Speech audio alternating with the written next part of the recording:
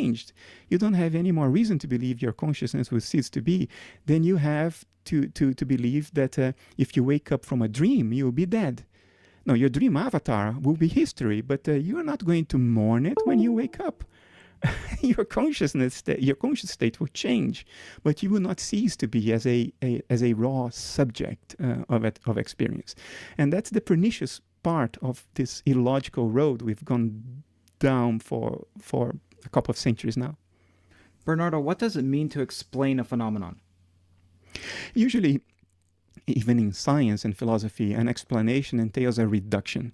So to explain something entails reducing it to something else. Can you have an explanation without reductionism? If you redefine the sense of the word explanation, perhaps, but I personally wouldn't. I like the association between explaining and reducing. And I think most things in the world around us and in ourselves can be explained, they can be reduced. The problem is that you can't keep on explaining one thing in terms of another forever. Otherwise, you will eventually go into a circular loop and you explain exactly nothing because, it's just a loop. It's just begging the question, as philosophers say. So at some point, you hit a rock bottom, and there has to be something that is a given. Something in nature must not be explainable. That must be the case so that you can explain everything else. One thing, at least one thing, cannot be reducible, and I think it's consciousness. Is it possible to derive a coherent theory from starting with the premise of nothing, of zero, that somehow becomes more than zero? I'm sure you've gotten emails from people. I'm sure you get plenty of emails of people's theories of consciousness and theories of everything. And I'm sure you've come across some that say zero is the same as infinity, from nothing comes everything, and from everything goes back to nothing. So what do you make of those? I think under an ordinary understanding of nothingness, this is possible. But I don't think it's possible with a thorough, fundamental understanding of nothingness. I think what people who think everything came from nothing are thinking about is that there is nothing there is nothing manifest, but there is potentiality. So you can define the word nothing in such a way that it's only applicable to manifestation and not to potentiality. And then you can say, well, everything came from nothing, because nothing is just potential and potential is nothing. But under a more thorough definition of nothingness, I think most people would agree that the existence of a potential already means that it's not nothing anymore. The potential is something, or at least it's something to be. It's the potential for something. If you eliminate even the potentials, then I think you are squarely into incoherence land, because there obviously is something. We're having an experience, so there is something manifest. It is possible that this something that is manifest comes out of pure potential, and that at some point in natural history, there was only the potential that's possible and coherent, but you have to stick to the potential. What does it mean to exist? I've heard you say that abstractions don't exist, that numbers don't exist, that they're simply stories. Now, here's the way that I think about that. I can understand that, let's say, Harry Potter, to me, the story exists. The characters don't, but the story exists. So, first of all, what does it mean to exist, and what do you mean when you say that the abstractions themselves don't exist? In different situations, when I'm talking to different audiences, I may articulate my words in a different way, so to appeal to the particular assumptions of that audience. When I say that abstractions don't exist, I'm appealing to the correspondence theory of truth, which says that mental states are only true if they correspond to no mental objective states out there in the world, beyond your own mind. So based on that theory, I would say abstractions don't exist as far as we can know, because they only exist as our own mental states. They do not have necessarily a corresponding state beyond our own mentation, or beyond mentation in general. So in that sense, abstractions are just that. They are abstractions. They do not correspond to an objective state of affairs outside mind. Now, of course the abstractions exist as such. They exist as abstractions. But most people today, they take the abstractions further. They will say, well, the abstractions exist not only as abstractions, but they correspond to something that is not itself an abstraction. And that's why I would say, what reason do you have to believe that? Theorizing in science is useful as a predictive tool. The elements of our theories, like elemental subatomic particles, we have never seen a Higgs boson, for instance. We haven't even measured one. What we measure are the results of the decay of the Higgs boson. And the Higgs boson exists for too short a time to interact with any measurement instrument. But we talk about the Higgs boson as if it existed. Why? Because nature functions as though it existed. And that's enough for you to predict nature's behavior and develop technology. You don't need any more than convenient fictions that prove to be predictive in practice in order to develop technology and prove the power of science, to come up with explanations, forward explanations and retroactive explanations. But we cannot lose from sight that these are stories that happen to have predictive power. Nature behaves as though the Higgs existed, as though quantum fields existed, which are pure abstractions, pure theoretical abstractions. But when we take the philosophical, this is no longer a scientific step, when we take the philosophical step to say, this theory is literally what nature is, and when you talk about being, about isness, now you're in metaphysics territory. Science makes no statements about what things are. Science only says how things behave, not what they are. When you take the theory and you say nature is that, is a Higgs boson, is a quantum field, now you are taking a philosophical step, which may, but may not be correct, and which science in any case cannot either prove or disprove, because it only makes statements about behavior. So I caution against this one-way show of abstraction that we are engaged in today. We take these useful fictions of scientific theory, which we should take very seriously because they are very useful. We take them to be literally what is, and there we can go terribly and drastically wrong. What theory of truth do you subscribe to? You said that when you're speaking to some audiences, you conform to what their notion of truth is, and I assume that what you're equating is what exists is that which is true, at least for this conversation, and you reference the correspondence theory of truth. Do you hold the correspondence theory of truth for your own personal view of truth? No, I think, what do I hold true in my own mind? I would say all that exists is mind, and everything else are the results of mind deceiving itself. Is that not correspondence? That what exists is mind? Like our concept of mind corresponds to something called mind. Correspondence would be when you make a link between a mental state and a non-mental state. So that's what the correspondence theory of truth would say. And since I don't acknowledge the existence of any non-mental state, I think all states are mental, then rigorously speaking, I have to part with the correspondence theory of truth. But we need a useful theory of truth, because otherwise we open the gates to all kinds of nonsense. If we can't differentiate the things we normally label true from the things we normally label fiction, we open the gates to all kinds of stupidity and nonsensical and conspiracy theories which are very popular today. Do I think we have to do that? No, absolutely not. I think we should stick to a coherence theory of truth. In other words, things that fit with the data and our reasoning can be said to be true as such, to be true as things that fit with observations and reasoning. Notice that I'm not making a metaphysical inference from this. I'm not saying that these two things exist outside mentation. I'm just saying that they are true by virtue of fitting with our reasoning and the evidence we can access. And that allows for a theory of truth that works in every instance in practice. Now, what theory of truth do I hold for myself? So I'm not talking about interaction of human beings and social life and politics and economics, not about any of that. I'm talking about what I hold true when I put my head on my pillow alone at night in the darkness of my room. Well, with my girlfriend next to me, but when I am alone in the sense of in my own mental space. The one theory of truth I hold as fundamental is that there is only mind. Not my mind. There is only mind. And everything else are the products of that mind. And within that richness of mental creation, we can classify some as true because they fit into the coherence of the edifice of reason and evidence that we've built, and we can say that others are untrue. But the others do exist as experiences.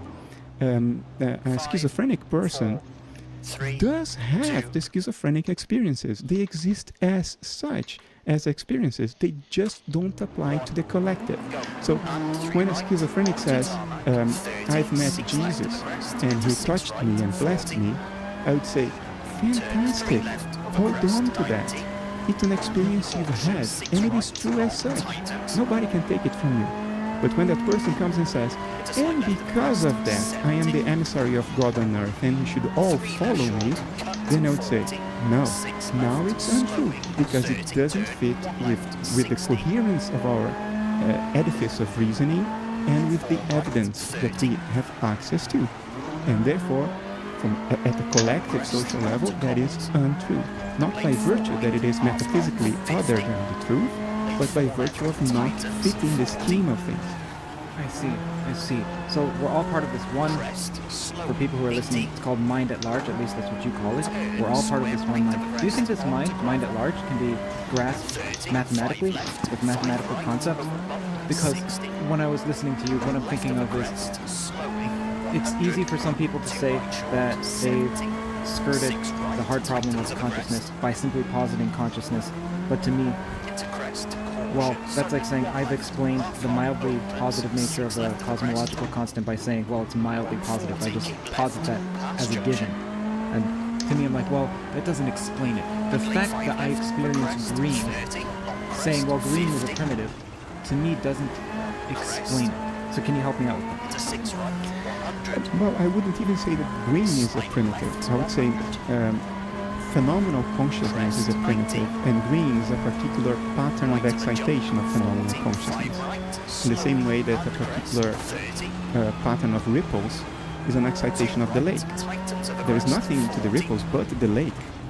And yet you can discern different patterns of ripples. You throw a stone on one side of the lake, it will look different than you throw a car on the other side of the lake. The lake will ripple differently. There will be differentiation arising from the unity of the lake. And at no point there will be anything other than the lake. The ripples have no standalone existence. They are patterns of movement, of excitation of the lake. But within that context, we can talk of diversity. Many different types of ripples. Ripples of different heights, different speeds, different length, different shape. So I think green is a ripple. Sourness is another ripple. Falling in love is a ripple. These are different patterns of excitation of the one substrate of existence, which I think is universal phenomenal consciousness. This doesn't deny the emergence of diversity. On the contrary, it grants that diversity exists by virtue of these multiple possible patterns of excitation of the one entity that truly exists. And I would say that all mathematics that has ever been done has done none other than to describe those ripples of minds, the patterns of those ripples, the archetypal patterns according to which those ripples tend to unfold. We have resonance theory, which is a beautifully informative theory applicable to all kinds of situations. It basically says that every object has certain modal frequencies of excitation, frequencies in which it preferably oscillates. Like if you put somebody in a swing and you push that person, if you push that person faster than the swing wants to go, the person will stop moving because there will be destructive interference. But if you push that person in the exact same frequency that the swing wants to move, it will build up and there will be resonance. Builders in Japan protect themselves against earthquakes precisely by trying to not be in that harmonic of the earthquake. Otherwise it will resonate with the earthquake and it will crumble. I think what mathematics is showing us is that mind itself has some harmonics. It has some preferred frequencies in which it tends to oscillate better than in other frequencies. Jungian psychologists would call it the archetypes of the collective unconscious, the templates of behavior and feeling that tend to manifest more frequently. And mathematics models that. Everything mathematics has ever done was to model the patterns of excitation of mind. It has never done anything else. So if you ask me, can it do that? I'd say, obviously it can, because it has never done anything other than this. Okay, so what I was saying is that these Jungian archetypes, they don't seem to be modeled mathematically. They seem amorphous and ill-defined, but yet you're saying that undergirding existence are these ripples of consciousness. Now, ripples are obviously easily modeled mathematically, so I'm assuming you're using ripples as a metaphor. Of course. Then, is there hope to model Jung's archetypes mathematically? Again, I think we've never done anything differently, but let me preface this with a disclaimer. I'm not saying that mathematics can only model human psychology. Of course not. It can model the world. It has been spectacularly successful at modeling black holes and predicting the behavior of black holes. It has been spectacularly successful at modeling the microscopic world of quantum physics. So obviously mathematics models the world out there, which is precisely the mystery. Physicist Eugene Wigner wrote a paper in 1960 titled the mysterious effectiveness of mathematics to model the natural world. He uses the word miracle 12 times in that paper because for him it's a miracle that our logic, our mathematical tenets are so incredibly accurate at modeling the world outside our own personal minds. Why should that be the case? There is no good reason why that should be the case. And Wigner was in wonder that mathematics could do that, that somebody in the solemn isolation of his armchair could think up equations that turn out to predict quasars and black holes and quantum phenomena. It's incredible. Why is that the case? Just to complete this, I would say that it is the case because both our minds, our personal minds, and nature at large, they both rest on the same thing, on the same natural mind. The inanimate universe we study and describe with math is just the appearance, the image, the representation of transpersonal mental processes out there, which also comport themselves in preferred ways, in archetypal ways, if you want to extrapolate the Jungian definition. So at the ultimate sense, I would equate nature with the archetypes of the collective unconscious. But by doing this, I'm not saying that mathematics is not applicable to quasars and black holes. I'm saying that quasars and black holes are themselves the expression, the image, the way transpersonal archetypal mental processes appear when observed from our perspective. So defining archetypes this broadly, you may think it's a trick. It's a bit of a trick, but if I define archetypes this broadly, then I would say mathematics models the archetypes because it's modeling the patterns and regularities of nature. When you do not have regularity, then you have randomness, and that's not modeled by, well, actually is modeled by mathematics, but not in a precise way. You can measure certain overall properties of randomness, but not the particular instances of every aspect of a random process. So mathematics, of course, only models regularities. And I would say that all regularities, both in our personal minds and nature at large, are regular by virtue of being the expressions of these fundamental harmonics of this one mind underlying all existence. The archetypal manifestations of this one mind. It's by virtue of being archetypal that they are regular. Otherwise, there would be no regularity if there were no favorite modes of excitation, no preferred modes of behavior, no resonant frequencies, no harmonics, if you will. If there weren't any of these, there would be nothing for mathematics to model because nothing would be regular. It would be just random noise. Obviously, it's not. So what's mathematics measuring? By my own definition, it's modeling the archetypes of our nature, the inner archetypes and the outer archetypes. So they are one and the same thing. Is it possible that there exists this random noise that's not patterned, and it's just that because it's chaotic, we don't even perceive it, it's not within our realm?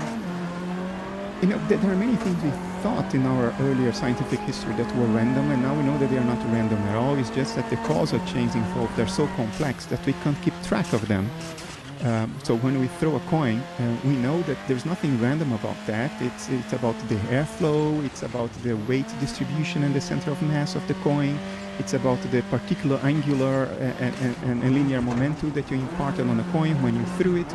But it's impossible to keep track of all that. So we say, well, the coin throw is random. Well, it's not fundamentally random. It's epistemically random in the sense that we can't keep track of it, but it's there.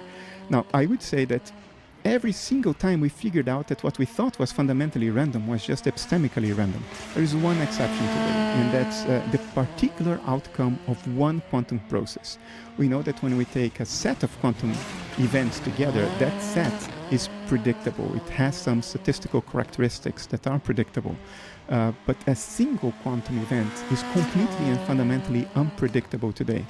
Now, I would dare to say that this again is an instance of epistemic randomness, not fundamental randomness. It's just that we don't have the theoretical apparatus in place to convince ourselves that it's just that we can't keep track of what's going on, so we think it's random.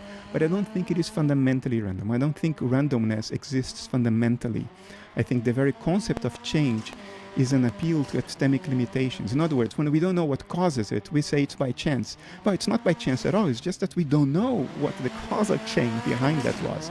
And it may be that there are patterns and regularities in nature that exceed causality, that don't fit into our current definition of causality. So you could say that certain things are acausal, but not that they are random. It's just that they are obeying patterns and regularities of a different nature than the linearity of causal chains. There may be resonant patterns of vibration, sympathetic influences in nature, things that look alike that tend to happen together, even though they are not connected by a causal chain of events, what Jung called synchronicity. So I'm open to the idea that there is more to the patterns and the regularities of nature than the processes that fit into what we would call causality. But that is only because our definition of causality is limited, which gives value to the word. You know, if we make this definition too broad, then the word means nothing. But what we call causality may not be the whole story. But I think whatever is the whole story, it's an expression of the patterns and regularities inherent in nature, and therefore inherent in the mind of nature and in our own minds. And that's why Wigner's miracle is not a miracle at all. That's why mathematics can describe the world. Both are rooted in one and the same mind, obeying the one and the same archetypes. Before we went live, we were talking about how I had some experience with, let's say, some greater reality, maybe or not. It may be. And it provoked extreme anxiety in me. And then you tell me, well, Kurt, I mean, that's what I thought could be true, but it also could not be, and the mind is exceedingly deceptive. So what I'm wondering is, so is mind deceptive, or is it just our narratives about the sensory data that becomes distorted? Or is mind at large somehow constitutionally deceptive? And if so, then how do we sort out what is true from what's not? What do we use as a barometer to guide our life? Is it divine revelation? Well, you already said, well, we have to do away with that. The thing is, most of the world we think we live in arises from our inner narratives, from our inner storytelling. We don't see the world impartially at all. We tile it with narratives, with what we tell ourselves is going on. And I think the deception, that is the prime directive of mind, is in weaving these narratives. It's not deceptive when it comes to what it is in itself, because it's what it is. It cannot deceive itself other than by telling itself a wrong story about what it is. But it cannot be deceiving itself in the sense of being something other than what it is. It is what it is, and that's what it is. You know, there is no escape from that. So in that sense, there is no deception. Whatever is, has always been, and whenever will always be. The problem is that here's one way that you can recover that it is what it is, and also that it is necessarily distorted. Because let's imagine consciousness is a circle. No, this is foolish. But let's imagine it's a circle, and then it has ripples that come out. Somehow, maybe there's another law on top of this, that when the ripples come back to you, that chain is somehow not what it was when it left. So you could recover that it's necessarily that it's necessarily deceptive. And I think there's much of the Buddhist traditions that say something like this. Now you'll know much more. So there you go. I'm throwing that out. Let's hear what you say. I'm not an expert in Eastern philosophy at all, actually. Look, there are certain coherence constraints that can base a useful, practical theory of truth. But those coherence constraints necessarily arise out of some collective engagement. So we can say that given our stories, our collective stories about what is reasonable and what is evidentiary, we can eliminate certain things as untrue, and I think that's entirely valid. Not only valid, it's crucially necessary for social life. Otherwise, we would be completely dysfunctional. But I think at the bottom of it all, there is just mind being mind, and then telling itself narratives about what it is. And that's where the deception occurs. It is in the narrative. It seems like it's unadaptive, or unless it is adaptive, like you're saying. It's highly adaptive. It's incredibly adaptive. You could say that without this narrative, nothing would be real. And it is the process of self-deception that creates any sense of objectivity and concreteness and reality. Without those narratives, you're always resting in that awareness that whatever is arising is just you making it up. You see, the one mind in nature is making it all up. For it to have a sense of reality, in other words, and that's our intuition about what's real, is that which exists regardless of whether you believe it or not. That's our intuition about what's real. For that sense to exist, you have to have some kind of narrative that creates boundaries in nature, that creates that which I am not, and which unfolds independently of what I think, believe, or prefer. If you don't have that, there is no reality, there is no sense of reality. There is only the one mind knowing that it is the only thing going on, and that whatever arises, it's thinking it up, which probably is the ultimate reality. But it's not a comforting reality, is it? I call it when you glimpse that, I call it, the English word escapes me, the vertigo of eternity, which is better described as the vertigo of timelessness, because it is vertigo. Is that akin to the void that some people... It's Nietzsche's void, but yeah, when you look long enough into it, it stares back at you. It's what does that staring back at you mean? I understand that you can have the experience of the void. What do you mean when you say that the void stares back at you? I know you're quoting Nietzsche, but what does it mean in your model? I'll tell you what I think Nietzsche meant. Okay? What Nietzsche meant is that if you stare enough into the void of your own mentation, it seems to acquire a life of its own and become a separate agency. And as such, it stares back at you. It sort of splits off from yourself and acquires objective reality. Jung insisted that the archetypes were the objective psyche. And so it appeals to this sense of separation, of this sense of boundary creation that creates what you are and what you are not, that which is inside and that's what is outside, that which is the self and that which is not the self, the subject and the object. And reality depends on this separation. Our sense of what is real depends on it, because we intuit reality as that which does not depend on us. I think ultimately there is no such a thing. There is no such reality. The real reality is that it's mind making it all up, not randomly, but by giving expression to its own favorite patterns of excitation, its own harmonics, because that's what it can do by virtue of being what it is. And then we place the narratives on that, and that narrative creates the, quote, reality of subject and object, which is extremely useful. The richness of experience would be much less if this were not the case. It is sense of separation, illusory as it may be, that creates the richness of existence, it creates the human drama. It creates drama. Is this mind at large akin to what in other religions they call God? And can you pray to it? Does it intervene? I don't think we have good reasons to think of the mind underlying the rest of nature. In other words, the mind that's not my mind, your mind, the mind of my cat, the mind that is not in any living being. In other words, the non-dissociated segments of universal mind. I think we do not have good reasons to think of this non-dissociated segment, which I call mind at large. We don't have good reasons to think of it as self-reflective, as capable of metacognition, of capable of having the thought, oh, I am having this thought. I think it's more akin to my cat. It has experiences, but it doesn't think of its experiences as such. It's not self-reflective, it's not metacognitive. So from that perspective, I don't think the unfolding of nature is the result of a premeditated plan drawn in the very beginning of time and now carefully unfolding under supervision. I don't think that's what's happening. I am a naturalist. I think nature is unfolding the way it is because it is what it is.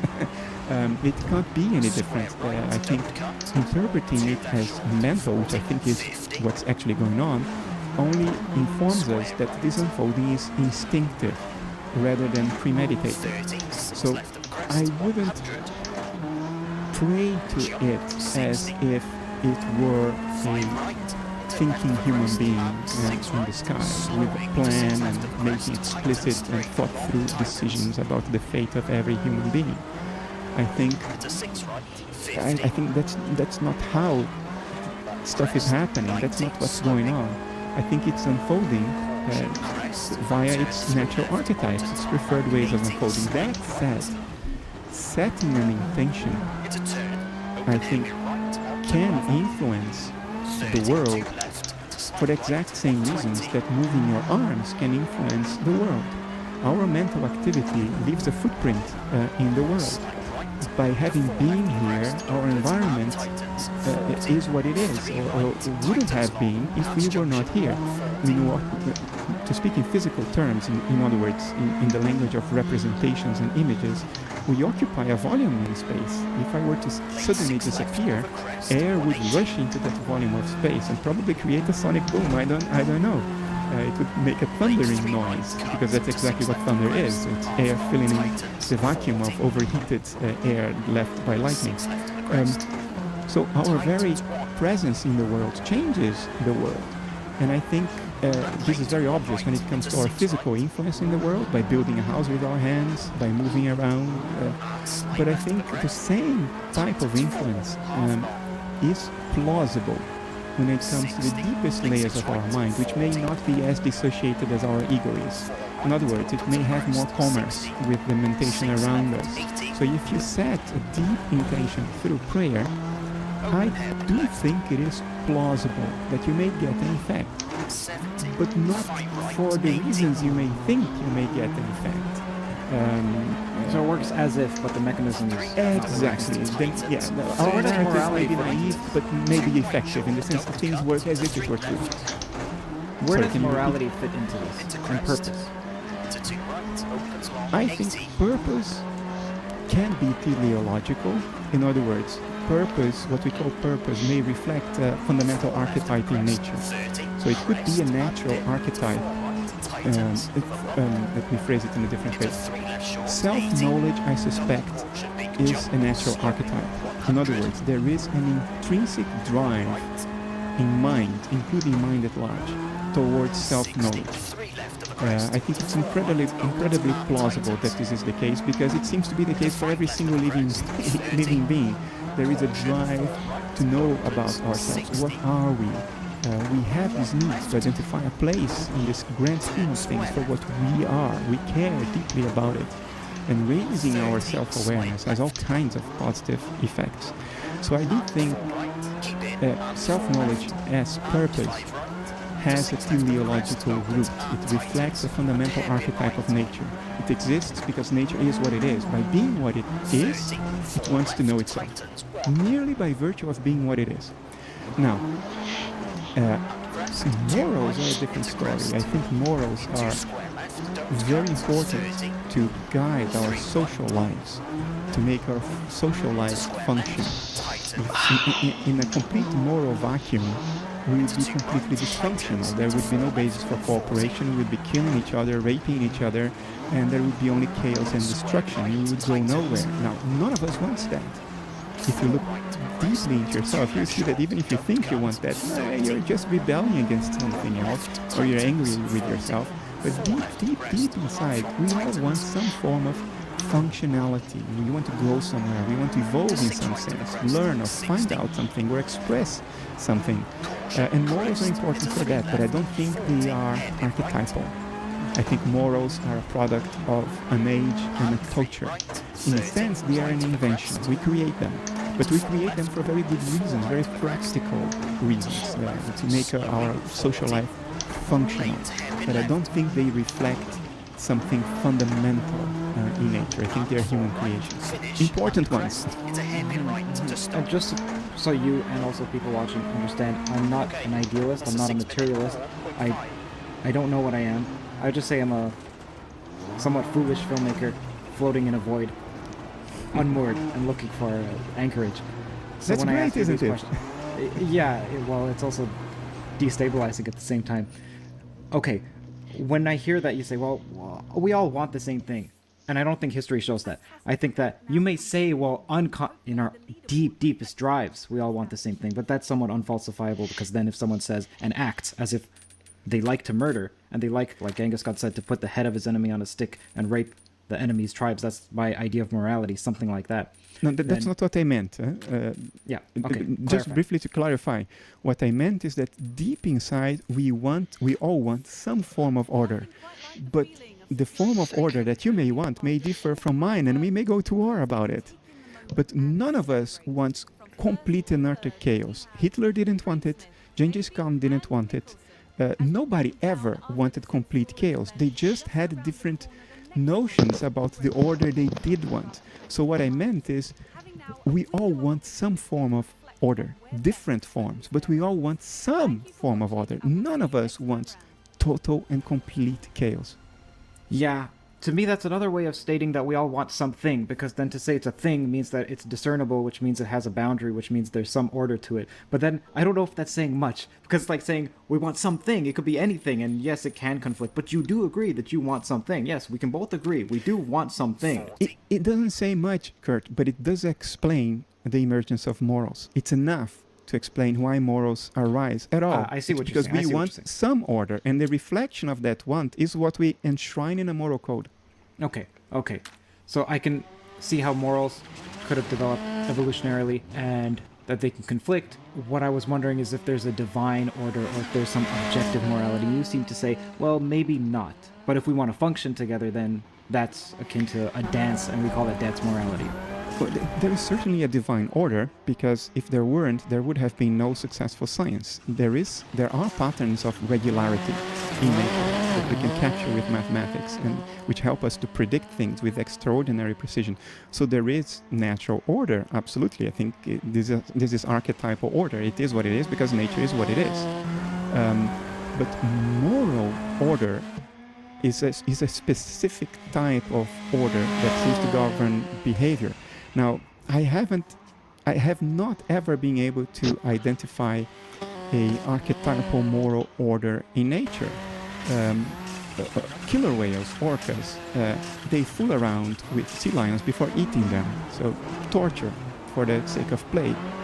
Chimpanzees can organize gangs to murder other chimpanzees in their own tribe.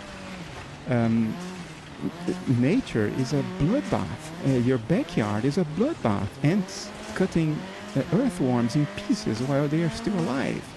I mean, do you see a moral code embedded in nature? I don't. I see order in nature, but it's not of a moral quality.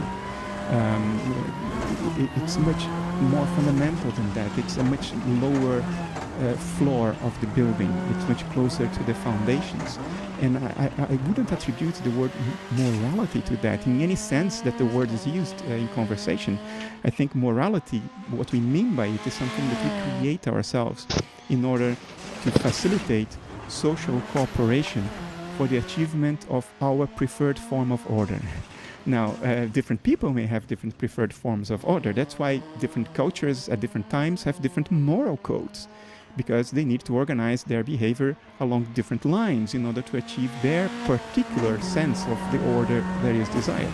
There is always some desired order enshrined in a given moral code, but that order and the moral code differ across time and space, so I don't see them as fundamental. I see them as practical, pragmatic, very useful, very important human creations. Nature itself has order, but it's not moral. It's a much more raw form of order, much more fundamental. Bernardo, I don't know about you, but I gain a lot of insight from watching intellectuals talk about one another, comparing, contrasting. It's almost like a battle of the gods. So I would like you to comment. I have quite a few intellectuals written down. Joscha Bach, Dennett, Jordan Peterson, Daniel Hofstadter, Hoffman, Ray Kurzweil even. So let's just stick with Joscha Bach for now. How do you view his theory of consciousness? Where do you see him being mistaken or misguided? I'm not sure. The name is familiar. I have heard the name, but don't really know much. Okay, well, he would say, like, and I'm paraphrasing, that computers can be conscious because all that consciousness is a simulation. So consciousness, we have it backwards. We don't have that you can't simulate consciousness. We have that only a simulation can be conscious. And what consciousness is the computer or whatever computational infrastructure underlies this universe in his model. It's computation, like Wolfram would say it's computation at its core.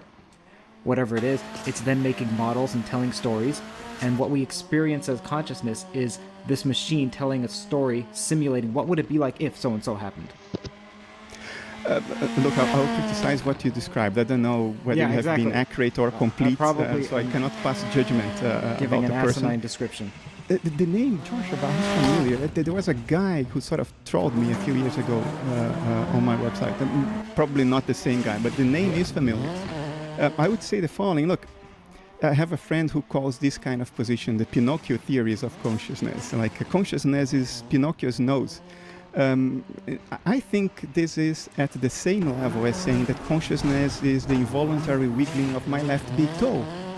It's completely arbitrary because it doesn't link the word back to what we know it to be. Consciousness is experience. So to say that consciousness is a simulation is just as arbitrary as to say that consciousness is the wiggling of my pinky. Say whatever you want, but it doesn't have any meaning. It's a syntactically well-formed statement that is completely devoid of semantic foundation.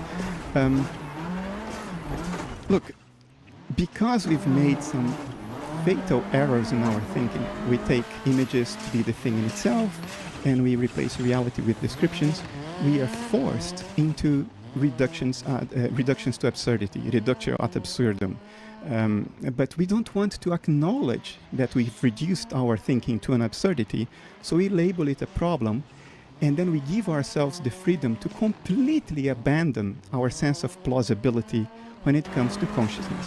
A sense of plausibility we take very seriously in every other situation. For instance, I can simulate kidney function on my computer accurately down to the molecular level. But that doesn't mean that my computer will pee on my desk, because we know that the simulation of the phenomenon, doesn't matter how accurate, is not the phenomenon.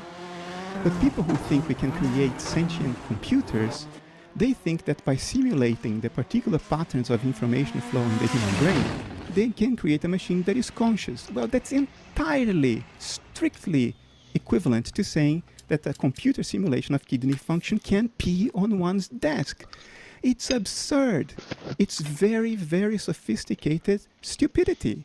And we don't see that because we backed ourselves into a corner of absurdity by making those initially wrong postulates about the nature of reality, mistaking representation for the thing in itself and mistaking mistaking description for reality. So since we are in absurd territory already anyway, and we don't want to admit it, we give ourselves then the freedom to conjure up these ridiculously silly stories that are peddled by Ray Kurzweil, for instance. These are the Pinocchio theories of consciousness. I think mine is better. Consciousness is the wiggling of my left big toe. Okay, so let's not strawman any of the people who believe in the illusory nature of consciousness. I, for one, haven't heard or grasped a coherent theory that says that consciousness is an illusion. And so, for me, when someone says, well, do you believe consciousness is an illusion? I can't say no, nor can I say yes, because I imagine that if I was to articulate it back to Daniel Dennett, let's say, that he would say, oh, that's not what I believe at all. So if you don't mind helping me out and explaining, what do people mean when they say, like Daniel Dennett in particular? Because I'm sure there are variants of this, so let's pick Dennett. What does he mean when he says consciousness is an illusion, and separate yourself from that? This is rich territory, so let me try to get my bearings here to operate fairly in these waters. You could say that when people claim that consciousness is an illusion, what they mean is that consciousness is not what it seems to be. That is coherent, but it does not solve the hard problem of consciousness. Because the hard problem of consciousness is not what we think consciousness is, it's about the fact that there is experience at all.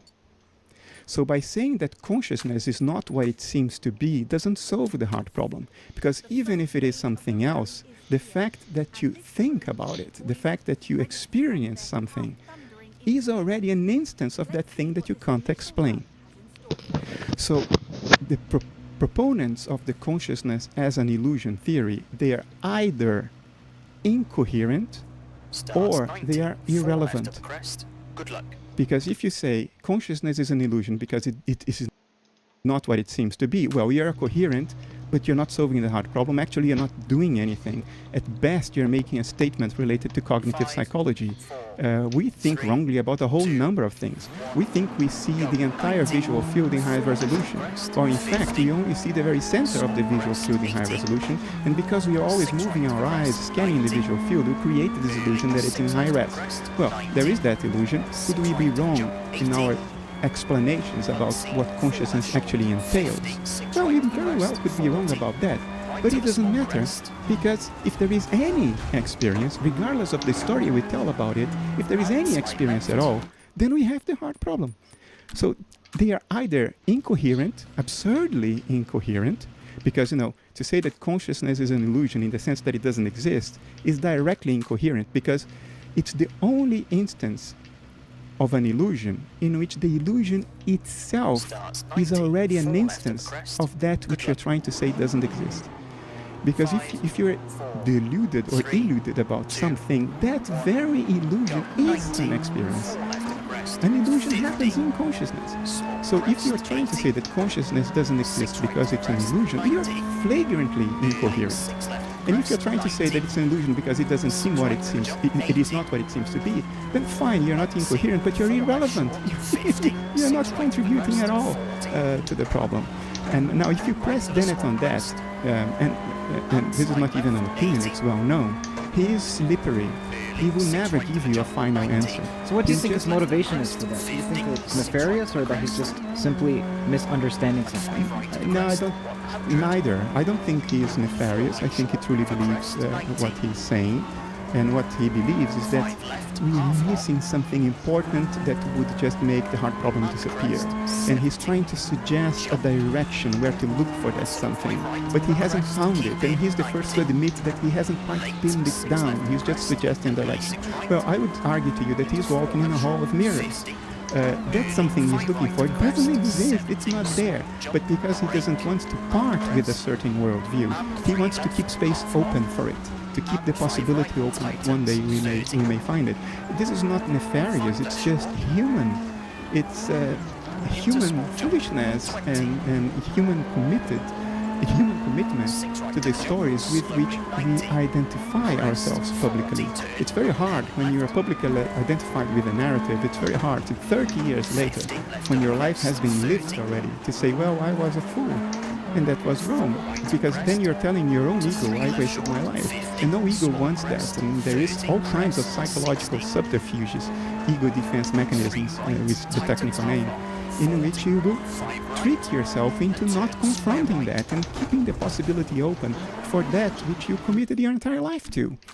And that's why true revolutions only happen in the hands of younger people who are not already committed and who are truly more open-minded and are not plagued by these autonomous psychological mechanisms that take your eyes off the ball. So do you believe Richard Dawkins when he says, well, one of the best stories of my life was when someone pointed out to me why I was wrong, or pointed out to his professor, and then that professor who had worked on that particular theory for 15 years said, thank you, I appreciate you telling me that I was wrong and now I can abandon that. And he was saying that as a virtue.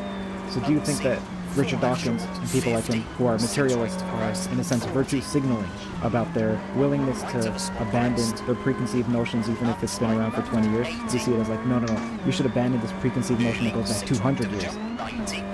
I think when it comes to what I would call small theories, things that we are not fully invested in, if somebody proves us wrong, it's truly welcomed. It happens all the time in science. But I think when you have committed your own self to a certain perspective, and you have invested your life and career in it, and you're recognized as the very face of that position, I don't think anybody, not even me, would be truly happy to be proven wrong. I think it's an egoic catastrophe. It's something that will land you in a therapist's room in no time if you're open-minded, and will lead you to drugs and suicide if you're not.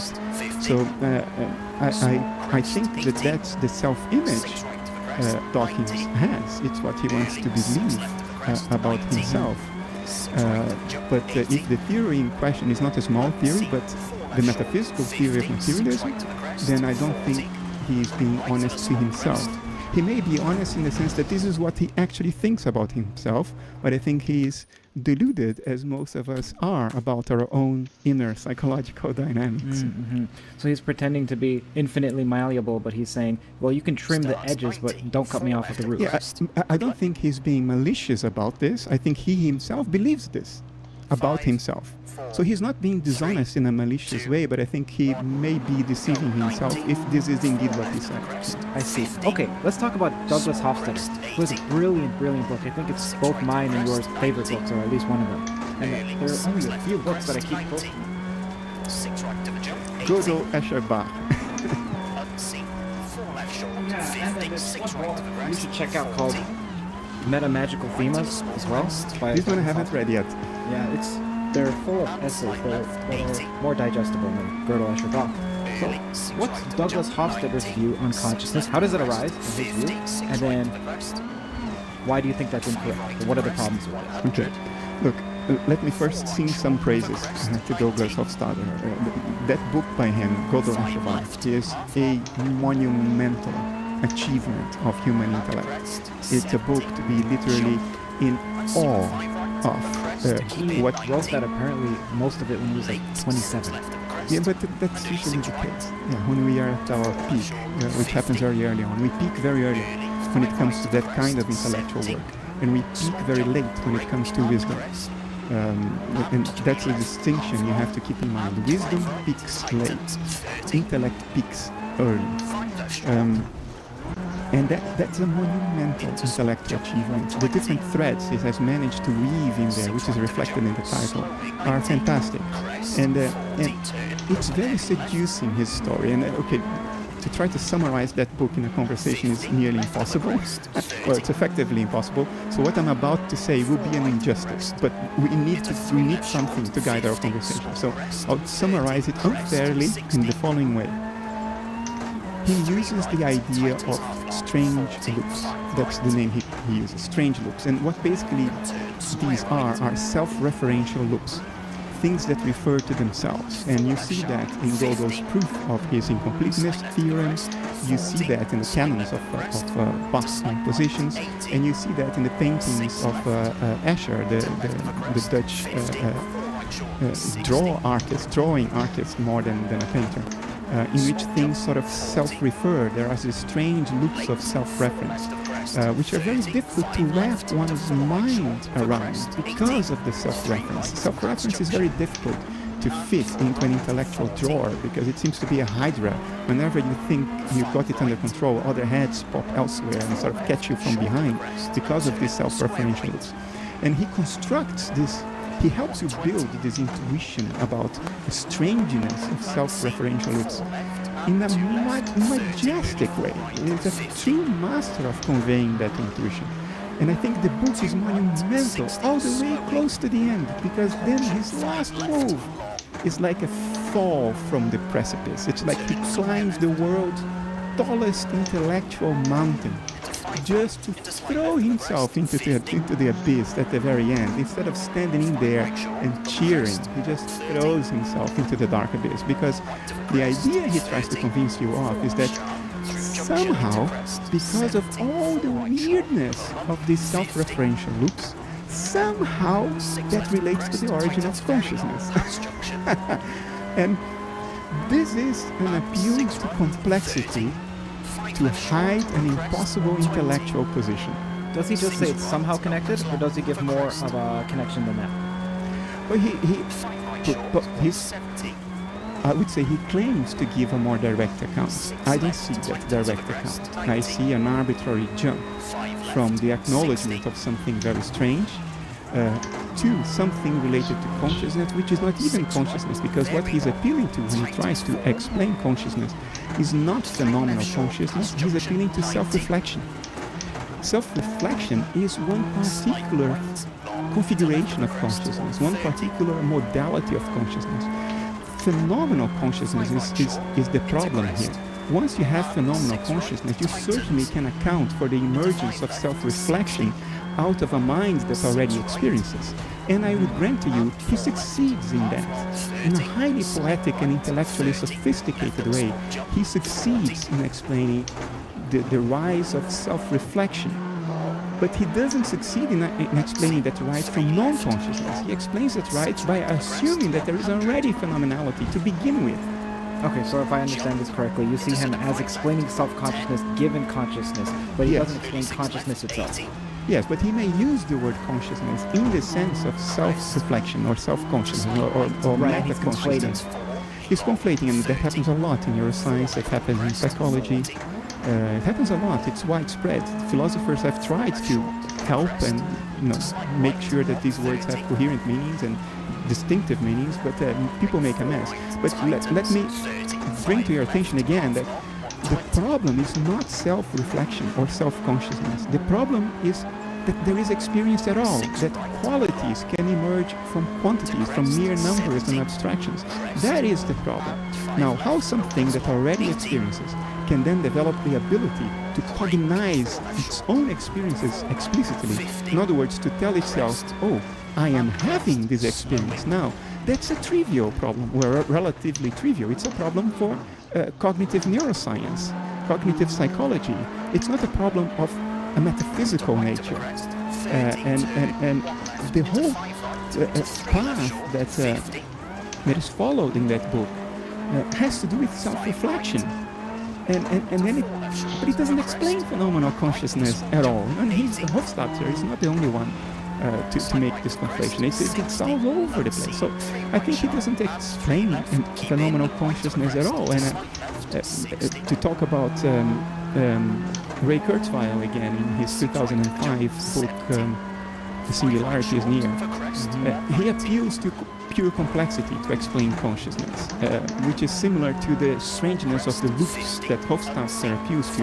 And what you see consistent behind all these different attempts to reconcile consciousness with materialism is an appeal to complexity, an appeal to an unknown. And to lay bare what I think is going on there to you, it's like saying that if we add enough legs to a centipede, it will eventually fly. Because at some point there will be so many legs, so many you can't even visualize, you can't picture it, it's so many legs, it's so complex, so amazing, it will fly. Well, no, it will not, because adding legs does nothing to the ability of flying. So it doesn't matter how many legs you add, it has nothing to do with flight. So when it comes to consciousness, materialists acknowledge that a few neurons talking to one another is not conscious, because now we can measure all the parameters that are of relevance, and they are all quantitative. So there is no reason to think that would create qualities, right?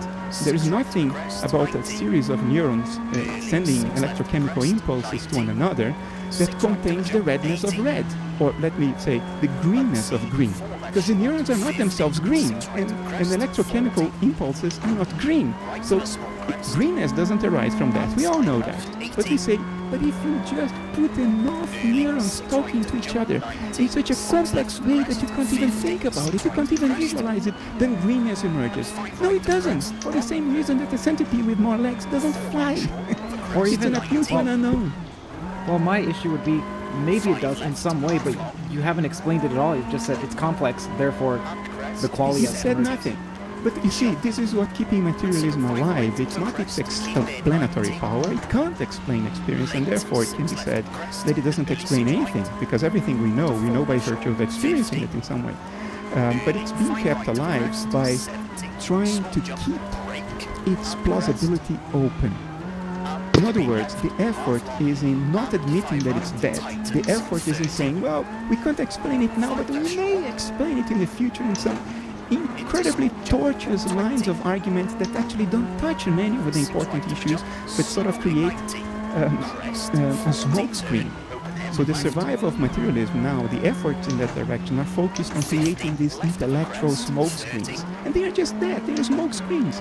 Incoherent appeals to the unknown, incoherent appeals to complexity, to try to keep that story alive. Right. The tricky part is that it's not unjustified, because before there was plenty that we thought was magic and we couldn't explain, and then slowly materialism has explained that. So now they think, well, consciousness is just one of those that we deem to be magical somehow, or at least the spiritual types, or at least they view the spiritual types as deeming it as magical. That's another conflation. Materialism has never explained anything at all. What has explained things is science. And science is not a metaphysical commitment. Science is metaphysically neutral. The problem is that so many scientists conflate the two, that we created this cultural fable that science is inherent materialist. Science is not. Science allows us to predict the behavior of nature. So if our predictive models work, in the sense that we predict that nature will do this, if this and this happens, and then nature goes ahead and does exactly that, okay, science works, and we can develop technology on the basis of that predictive power. But none of it depends on an understanding, a correct understanding of what nature is. Whatever nature is not in this. Whatever nature is, it's behaving in the way it's behaving. Its behavior is not in dispute. It does what it does. We can predict it. We can model it. We can write equations about it. We can prove the effectiveness of those equations through experiment. And none of that says an iota about what nature is. The metaphysical question is the question of materialism. Materialism says nature is essentially non-mental. Nature is essentially quantitative. Yeah, but that's not science. Science uses the quantities to build predictive models, not to say that nature is quantitative. Science doesn't make this statement, doesn't need to make this statement. So I would say materialism never explained anything. All it did was to carve out, in the 17th century, to carve out a space for science different from the space that scientists had to grant to the church. The soul of man belonged to the church, and if scientists tried to wander into that territory, they would be burned at the stake. So there was a very, very good reason to leave mental space alone to the church. Because you see, the word for mentality in Greek is psyche, which is the same word for soul. So soul, mentality, consciousness, back in the 17th century, they were one and the same thing. So scientists needed to differentiate from that, to carve out a space where they could work without being burned alive. The invention of materialism served that purpose. It was not an explanatory thing. Well, you could say it was handy in the sense that it allowed the scientist to separate himself from the subject of study. By thinking of his own mind as encapsulated in matter, his beliefs about the outcome of experiments wouldn't impinge on the experiment. So whatever he believed didn't matter, only the result of the experiment. So it had a psychological role to play that helped scientists become more neutral, more impartial. I would grant that. It had a social-political role to play to allow scientists to carve out a space for themselves without the risk of being burned alive. But it has never had an iota of an explanatory role. It can't have, because all that we know to happen, we know by virtue of experiencing it. And materialism does not explain experience. It explains exactly nothing. It has been a socially and psychologically useful fairy tale, but one we have grown out of. We are better than this. We are better than to hide behind complexity, to hold on to an untenable intellectual story that has reduced itself to absurdity, but we don't admit it. We call it the hard problem of consciousness. And in order to safeguard our own self-image and the commitments we've made publicly to a certain narrative. And it's a shame that it's playing out this way. Have you heard of Dennett's quining qualia? I have heard of it, I have read some about it, but I don't consider myself knowledgeable enough of the subject to criticize or comment intelligently. Essentially, what he's doing is dismissing that we have qualia at all.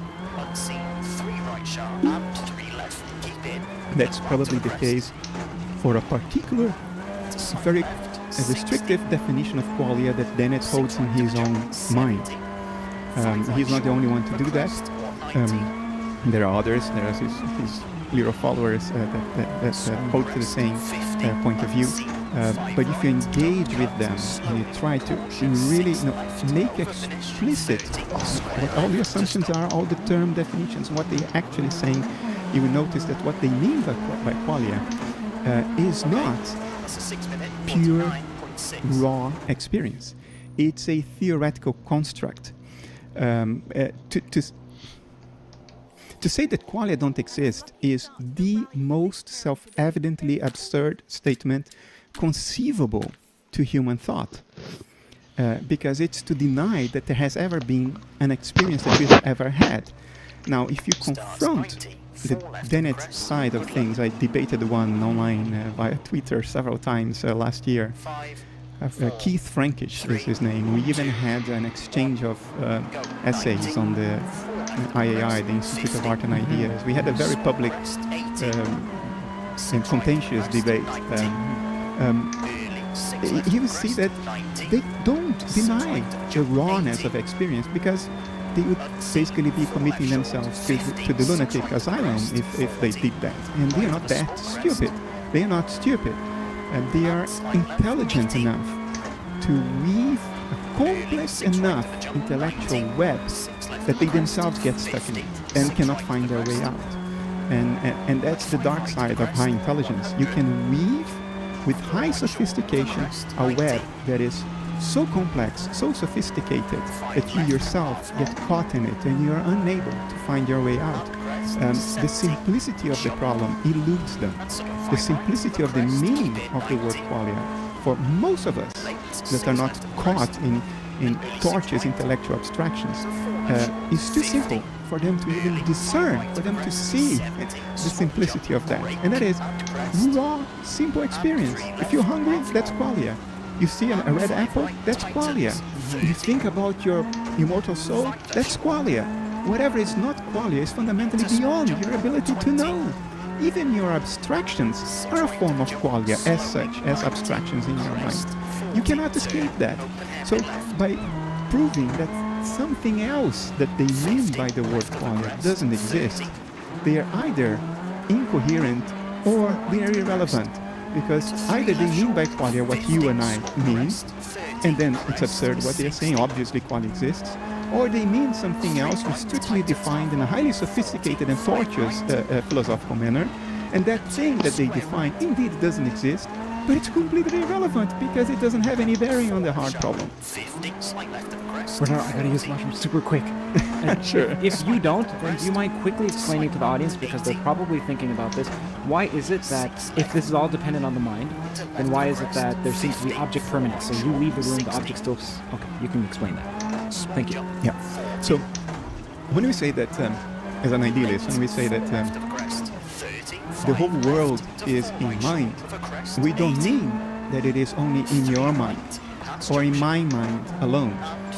We grant that there is a world outside our personal or individual minds, separated from us by a dissociative boundary. And it's that dissociative boundary that characterizes us as dissociative authors of this one natural mind. And the image of that boundary is our skin, our sense organs, and the external appearance of our self is the image of this dissociative boundary that separates ourselves from our environment. In the language of reality, of mind, I would say that dissociative boundary is a cognitive, inferential, isolating layer between our internal mental processes and the mental processes unfolding in mind at large. Now, I can say exactly the same thing in the language of representation, in the language of appearances, in the language of images, and say your skin is what keeps your inner metabolism separate from nature outside your body. I'm saying exactly the same thing using two different languages. So When I say that always in mind, I don't mean that it's all mental processes within your dissociative boundary, within our outer, in your personal conscious inner life. I don't mean that. What I mean is that nature beyond you, nature outside of you, is mental as well. It corresponds to some transpersonal mental processes that hold their own state. And that's why when you park your car in the garage when you arrive home from work, and you go to sleep and you're not seeing your car, next morning you go back to the garage and your car is right there where you left it. Why? Because the state, mental state that corresponds to car has been held intact in a transpersonal mental process that does not depend at all on your personal cognitive state, whether you're awake or not. That state is held outside of you as an individual mind. But it's not held outside mind as a substrate. It is also mental, but it's not your mind. That's what we mean by it. When you talk about your viewpoint, sometimes I see you hold up a pen or a cup and you say, look, mine is actually the intuitive viewpoint because I'm saying this exists, whereas the materialists are saying that this is some apprehension that's possibly distorted, it looks nothing like this. Okay. Now, how does that compare with Donald Hoffman's work, which says that this is a virtual reality? It seems like it's incompatible. And then also there's someone named Thomas Campbell, I don't know if you've heard of him. I don't know about his work, but I have heard a lot about him. Yeah. I haven't read his book yet. What have you heard about him? He was a physicist who did a lot of meditation in his early days and came up with a whole theory of nature based on his meditative insights that have to when do you with get the chance, it's like 400 hours of time to spend in this one thick book. But if you ever do read his book called My Big Toe, that's Thomas Campbell's, me and you have to have a conversation about that because I want to know what you think about that. So regardless, he has a similar viewpoint as Donald Hoffman, which says that this world is a virtual reality. Okay, what do you say to that? It's completely compatible with what I'm saying. Don and I dovetail with each other almost all the way to the end. Only at the very end, there is one tiny little thing, but important, where we diverge, but it's not a fundamental divergence. I think we will see eye to eye on that. He's open to it. Very shortly, we'll see eye to eye today, on that. Look, the materialist will deny this bottle in the sense of its concreteness, its color, its texture, because the materialist will say, well, that concreteness you feel is entirely inside your head. It's created by your brain. There is something outside that corresponds to a concrete bottle, but it has no qualities, including the quality of concreteness. It doesn't have texture, doesn't have temperature, smoothness, color, none of that. It does have properties that correspond to this concreteness, but they are not the concreteness. So this bottle exists only in my head. So the materialist denies the reality of the bottle I experience outside my own mind. They deny that reality. They say the bottle I experience exists only in my mind. What is outside has no qualities. Now, I disagree with that because I think this concreteness of this bottle exists as an experience. And is that experience inside my head or is it not? It's not. Start.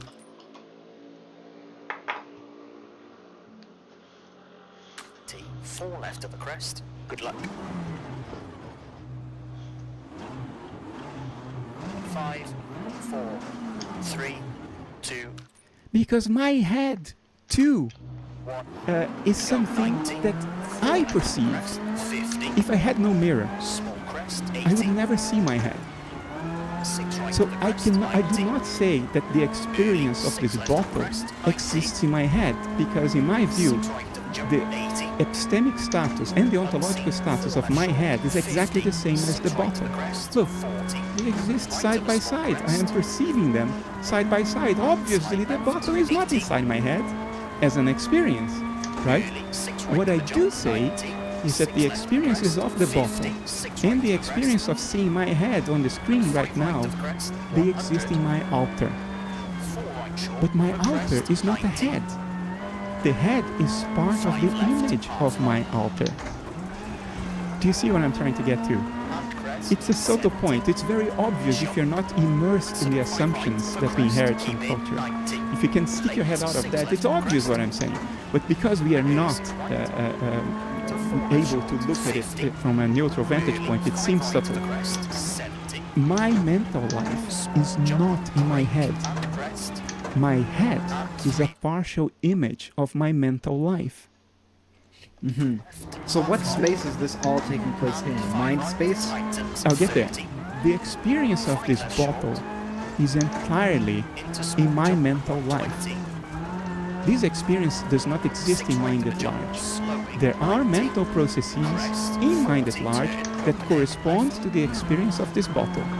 But this bottle is my dashboard. It's not the world outside. There is something outside, experiential, also a mental process, that corresponds to this bottle on my dashboard. But it is not this bottle. This bottle is the appearance of it. It's the representation of it. As an appearance, as a representation, the bottle exists in my mental life alone, as a dissociated alter. Because it's my alter's representation. But it's not in my head, because my mental life is not in my head. My head, too, is a representation. So one representation is not inside another representation. They both exist in my inner mental life.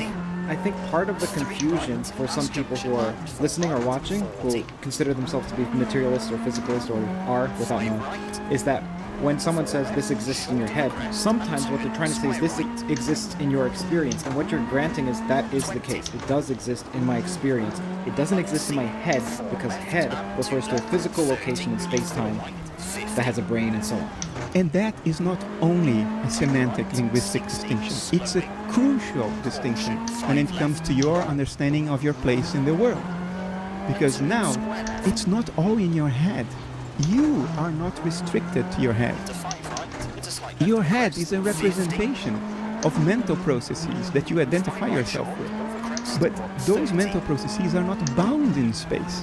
Look, you can only bind your own mental processes in space if you say that they are inside your head. Because your head is what exists in space. Space is the canvas of representations. If you're not talking about representations, you're not talking about space. And then it makes no sense to regard yourself as this tiny, irrelevant, minuscule little thing in a huge universe. Because you're not talking about representations anymore, you're not talking about space. You have to think extra-spatially, which leads to entirely different perspectives about your worth, about your role in nature, about what you are, about what's important and what's not. So it's not only a linguistic distinction. I have a Dutch word now in mind because it's the same as the English word, stopping mind in head. But stopping in Dutch means to put something inside another. Pushing mind inside our heads is one of the most pernicious implications of the materialist worldview you can possibly think of. Because it has limited our being to irrelevance. And we are proud of it. We think we got rid of our hubris. No, we have enormous hubris in other ways. We have the hubris to think that our theories can explain the whole universe.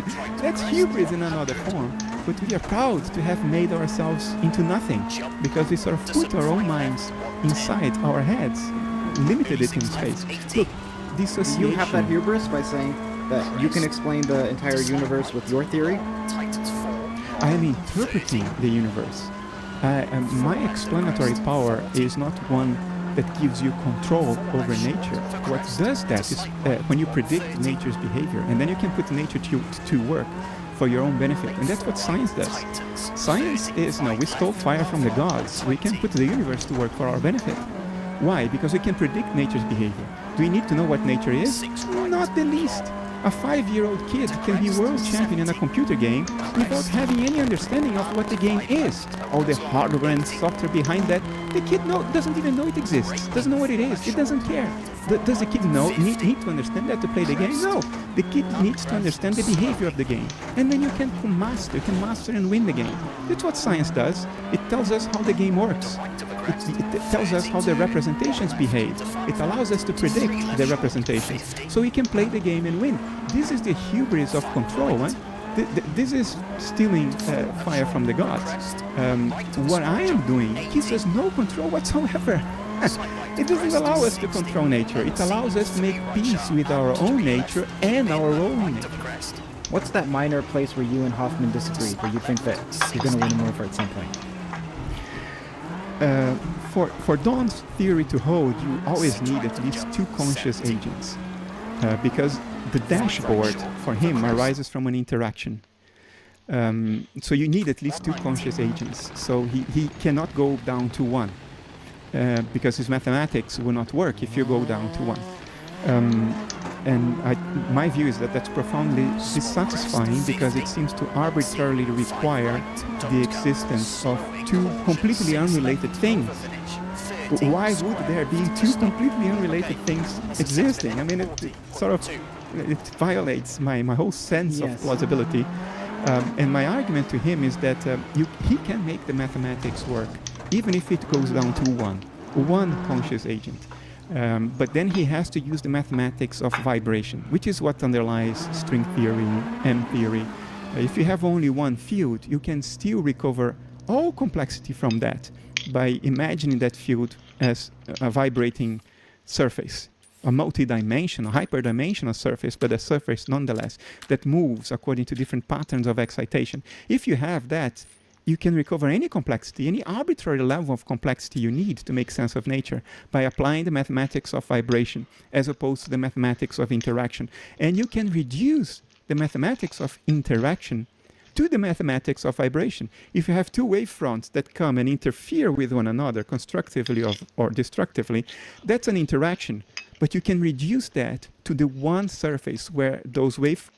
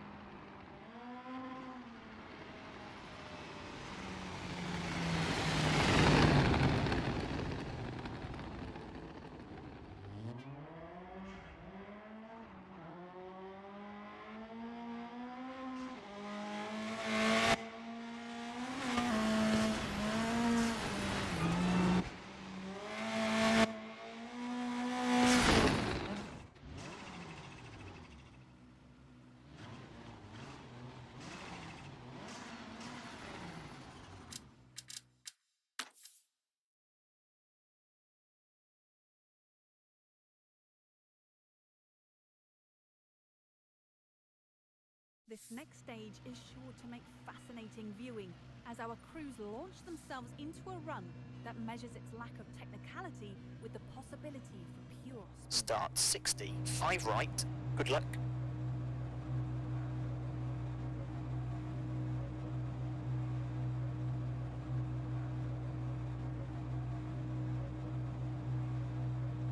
Fronts are moving. So you can reduce the mathematics of interaction to the mathematics of vibration.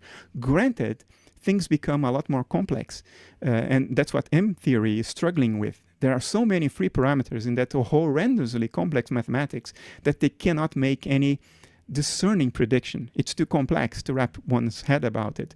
So I think it's, in practice, laudable that Don is restricting himself to the mathematics of interaction, because that makes his work and the work of his team more feasible. It allows us to make progress. So I applaud that. But I also think at the very end, for them to take that very last step, which will not happen in our lifetimes or in the lifetimes of our grandkids, this is far off, but to take that very last step to the most parsimonious view of nature we can have, we will have to translate that mathematics into the mathematics of vibration, which M-theory is already ahead of us doing, except that they think of this hyperdimensional brain, they call it a brain of M-theory. They think of that as something that is non-mental. I would argue to you that that is just an aspect of mentality. What they are describing is mind. Space itself is mind. You want to visualize mind at large, visualize it as empty space, and all the things that pop into existence within space as the patterns of vibration. Empty space is the lake when it's not rippling. Objects and all the dance of existence are the ripples of that lake. Mind is empty space, and empty space there is only one conceptually. So I think Don will, his successors and the successors of his successors, I think ultimately we will arrive at that conclusion from a scientific perspective. I think philosophy can arrive at this conclusion today. The limitation is that philosophy cannot predict behavior.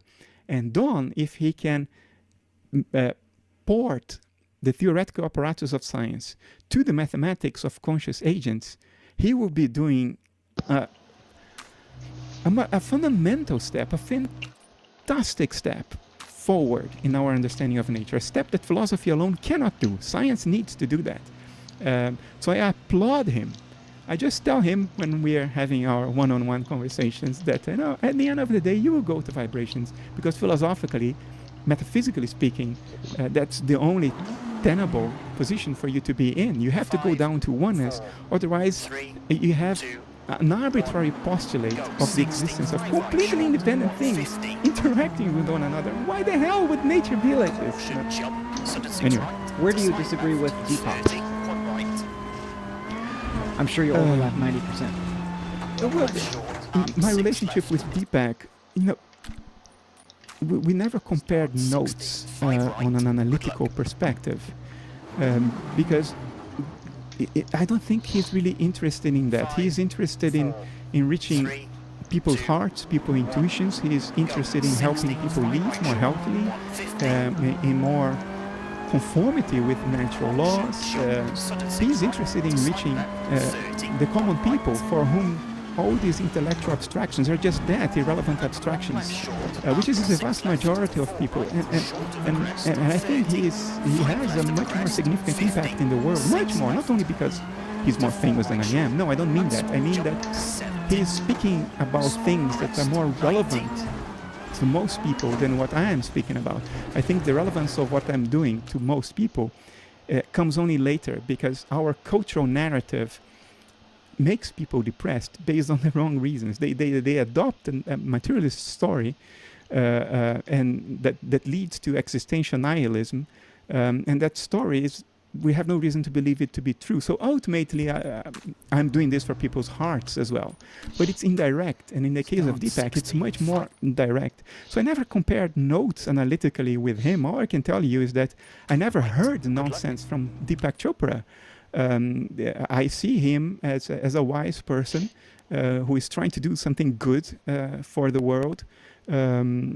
Certainly a very positive force in the world, and nothing that he ever said contradicts my thinking, and I think the other way around applies as well. I will let him speak for that.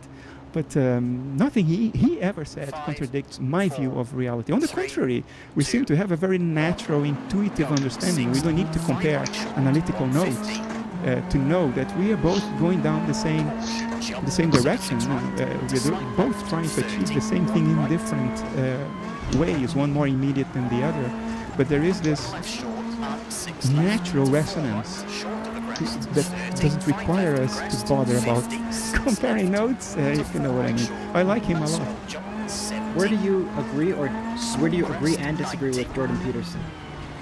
I don't know enough about Peterson to pass judgment. I'm very happy to pass judgment. I don't refrain from it. I'm known for being sharp in this regard. But I do want to pass judgment only on things at least I think I know enough to pass judgment on, and I don't know enough about Peterson. Okay. I know he's a Jungian, so that's a point of commonality. So he has my sympathy based on that alone. Where do you disagree with Jung? I don't. I'm publishing a book in a couple of weeks titled Decoding Jung's Metaphysics, in which I try to make explicit what Jung's underlying metaphysical thought was throughout his psychology works. I think Jung was a flat-out idealist.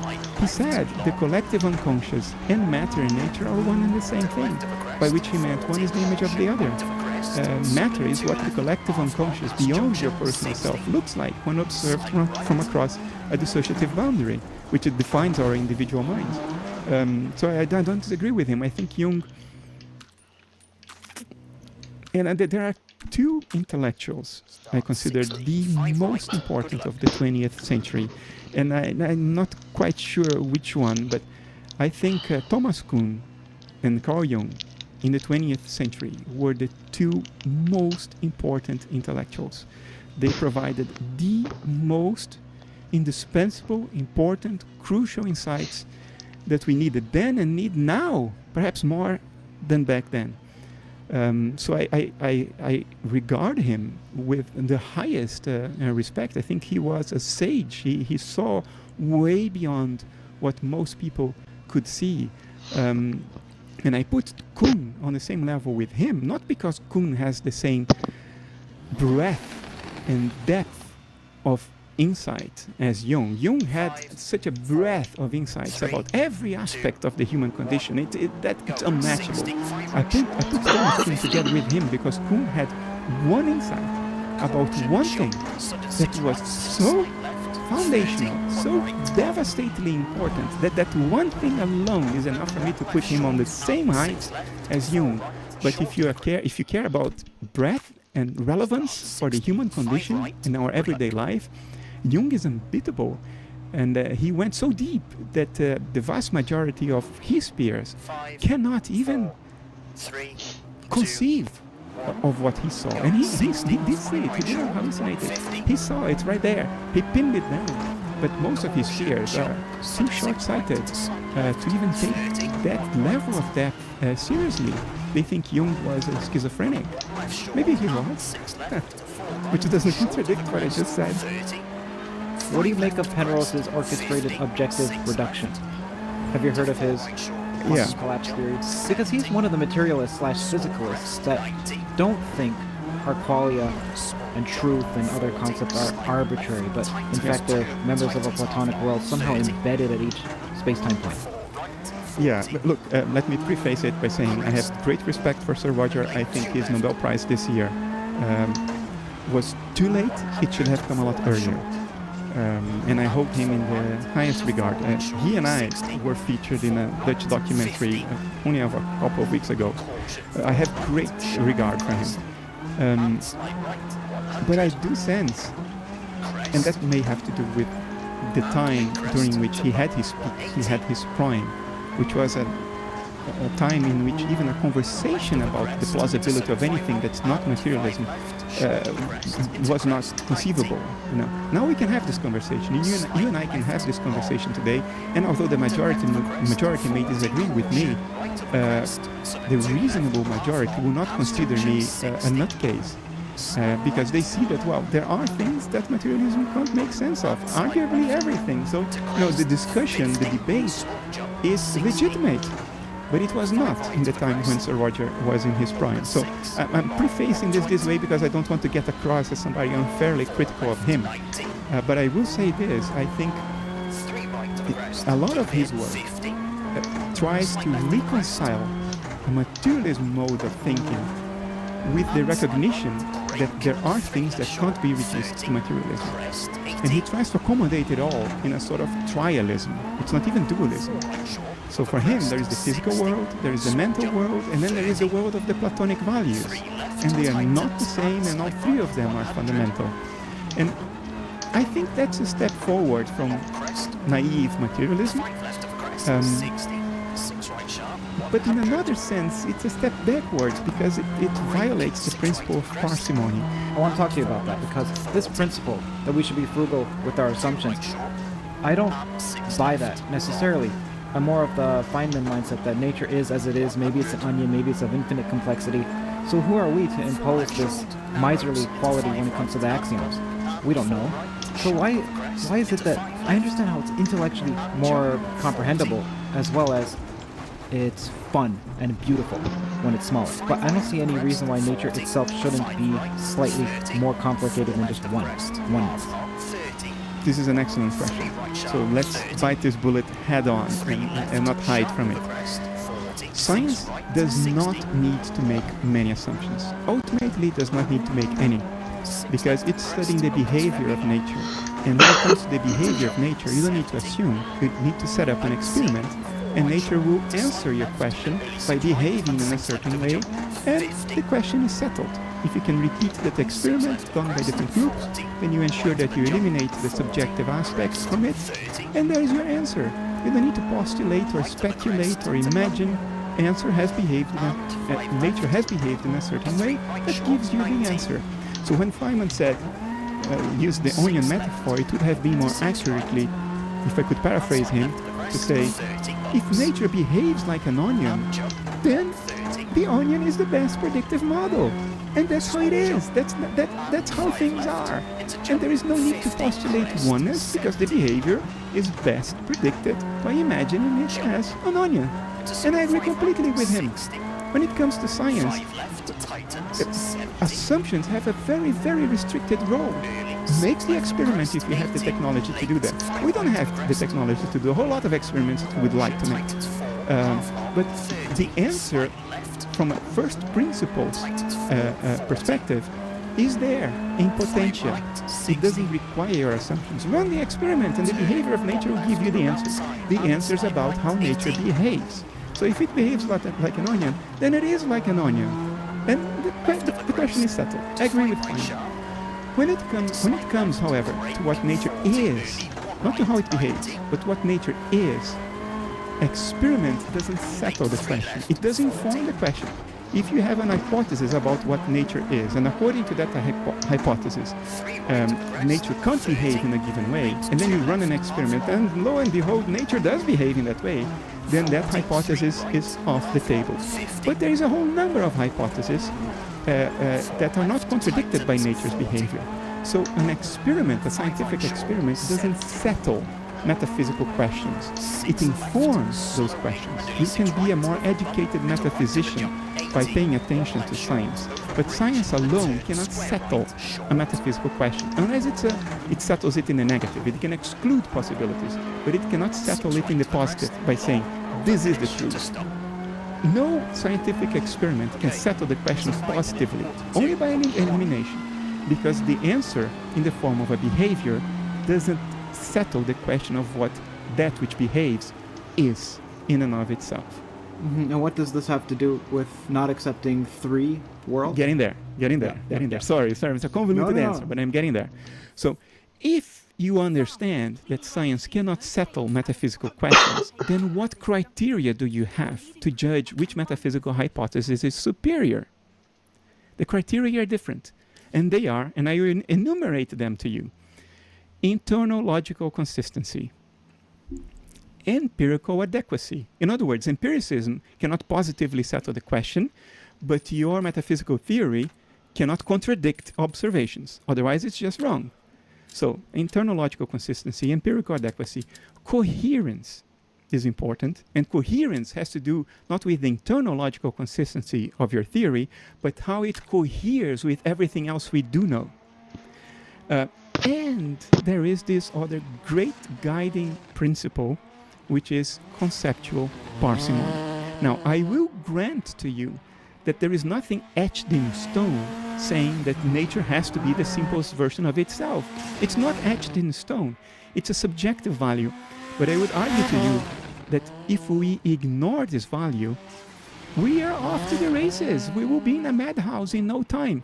Because you see, everything can have countless more complex explanations. If you wake up in the morning and you see footprints in your backyard, I'll mention two possible explanations for that. One, a burglar tried to invade your house, didn't succeed, went away and left the footprints behind. That's explanation A. Explanation B, aliens from the Pleiades came through hyperspace, landed in your neighbor's backyard, stole your neighbor's shoes, jumped over the fence and went for a stroll in your backyard, then jumped back, put your neighbor's shoes back where they were, boarded their spaceship, and went back to the Pleiades. The second explanation, explanation B, accounts for the observations just as well as the first. Just as well as the first. Why do you choose A instead of B? Because B is more conceptually parsimonious. It requires less assumptions. You see, This sounds like an argument for the functionalism of having a small amount of assumptions, but not as to the ontological validity of it. Correct. I'll admit that, yeah. But I'll admit to that while emphasizing how important it is. If we don't hold to conceptual parsimony as a value for identifying the best, important it is. Why just as well as the first? Just as well as the first. Why do you choose A instead of B? Because B is more conceptually parsimonious. It requires less assumptions. You see, This sounds like an argument for the functionalism of having a small amount of assumptions, but not as to the ontological validity. Correct. I'll admit that, yeah. But I'll admit to that while emphasizing how important it is. If we don't hold to conceptual parsimony as a value for identifying the best metaphysical options, forget science. Science can, those questions are settled by experiment. We are talking about being here, about metaphysics. If we ignore conceptual parsimony, we have to embrace the flying spaghetti monster. And I don't mean this metaphorically, I mean this literally. Because the flying spaghetti monster theory accounts for all facts just as well as quantum field theory and relativity. You can always explain all facts by saying that the invisible noodly appendages of the flying spaghetti monster is orchestrating everything the way it is. So, yes, it's an epistemic and subjective criterion. I admit to that. There's nothing objective etched in stone in nature saying that nature has to be the simplest version of itself. So I admit to that. But with one hand, I admit to that. With the other hand, I highlight to you how indispensable this subjective criterion is. Because the alternative is madness. It's complete nonsense. It's the flying spaghetti monster being taken very seriously. Bernardo, I love you. I feel like we're at a oneness. I feel like your theory may be true because I'm here in tune with you right now. But I don't see your theory as being much more different than the flying spaghetti monster. Because you're saying, sir, I don't mean that as insulting at all. Please, please. I'll admit that I know so little that I wouldn't even identify as being agnostic. I'm so agnostic that I'm not even agnostic. But I don't. I know very little too. Right. Okay, so how is your theory much different than someone saying that, well, that's just the way it is because God made it that way? And why can't one just say that? That seems like it's actually even more simpler. What's even more simpler, by the way? Solipsism. So I'm wondering, like, why don't you just choose that? I do have my own ideas as to why you don't, but we can talk about that after. I wrote about that. Look, I am a naturalist, a complete naturalist. I think things behave the way they behave because nature is what it is. And we can reduce things.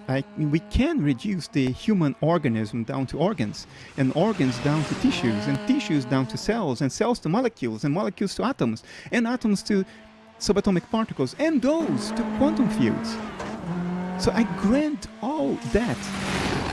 I'm a naturalist. I'm not saying that things happen the way they are simply because they are what they are. This is an expression of those who deny reductionism. I don't deny reductionism. I am an extreme reductionist. I want to reduce everything to one. Right. I'm an extreme form of a reductionist and an extreme form of a naturalist. Because I say, what is happening is because nature is what it is, and it can all be reduced to that one thing that nature is. The thing is, whatever position you have as a reductionist, at the end you come to something that is not further reducible. You cannot explain one thing in terms of another forever. You have to come to at least one. You have to come to something that is reducible at the end, but in terms of which you can explain everything else. Philosophers call this your reduction set, your reduction base. When you say reduction base, that's the same as math, it's the axioms? Yeah, it's correlate with that. Yeah, the axioms are the reduction base of a mathematical theory. Yeah, but I mean that in an ontological sense, not in a modeling sense. So, all reductionists will have to have a reduction base with at least one element, because the alternative to that is circularity, and nobody's seriously proposing circularity. That's what yeah, okay, we could talk about that. There are some people, I'm sure you get emails of some people saying somehow we can bootstrap ourselves from nothing. Now there are some people who say even quantum fluctuations, but that requires...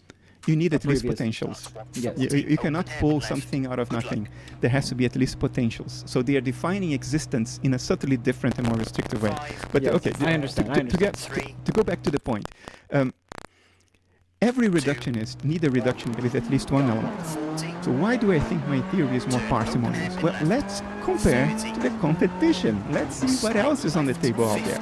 If you are a naive materialist, the competition is a reduction base that contains every element in the menu of fundamental particles of our best model of microscopic nature we have today. And there is a menu of several particles, several fermions, the bosons. There are several particles. It's over a dozen. So if you're a naive materialist, that's your reduction base. Those things exist because they just exist. And they have no relation to each other. And they are what they are simply because they are what they are. That's it. You end there. Well, I submit to you that that's less parsimonious than reducing everything to one natural consciousness. Now, let's look at the more sophisticated, less naive competition. Let's look at the quantum field theorists. They reduce those particles to the corresponding fields. So different electrons are not really separate. They are not all in your reduction base. They are just patterns of vibration of one field for all electrons.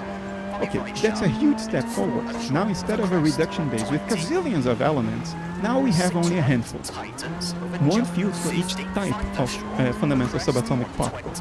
But it is still several elements in your reduction base. So I'm more parsimonious than that. So is there more sophisticated competition? Well, there is the string theorists of the unified field quantum theorists, or the loop quantum gravity folks, right, or the M theorists, and they reduce those fields and they try to reduce those fields to one, but then they fail to explain consciousness.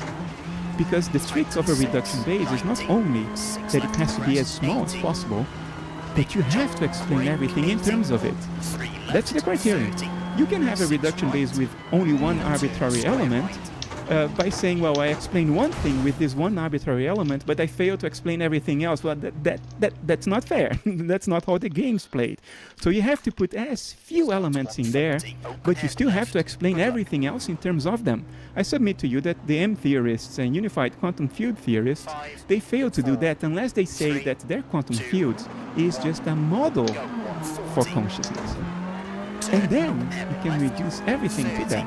So my claim to having a parsimonious theory of nature, a philosophical one, not a scientific one, is based on the fact that I believe, and that's the case I have been putting forward for years in a variety of books and articles, scientific and otherwise, technical and otherwise, I believe I can argue that I can reduce everything to one field of consciousness, if you will, one instinctive, natural consciousness that underlies all reality.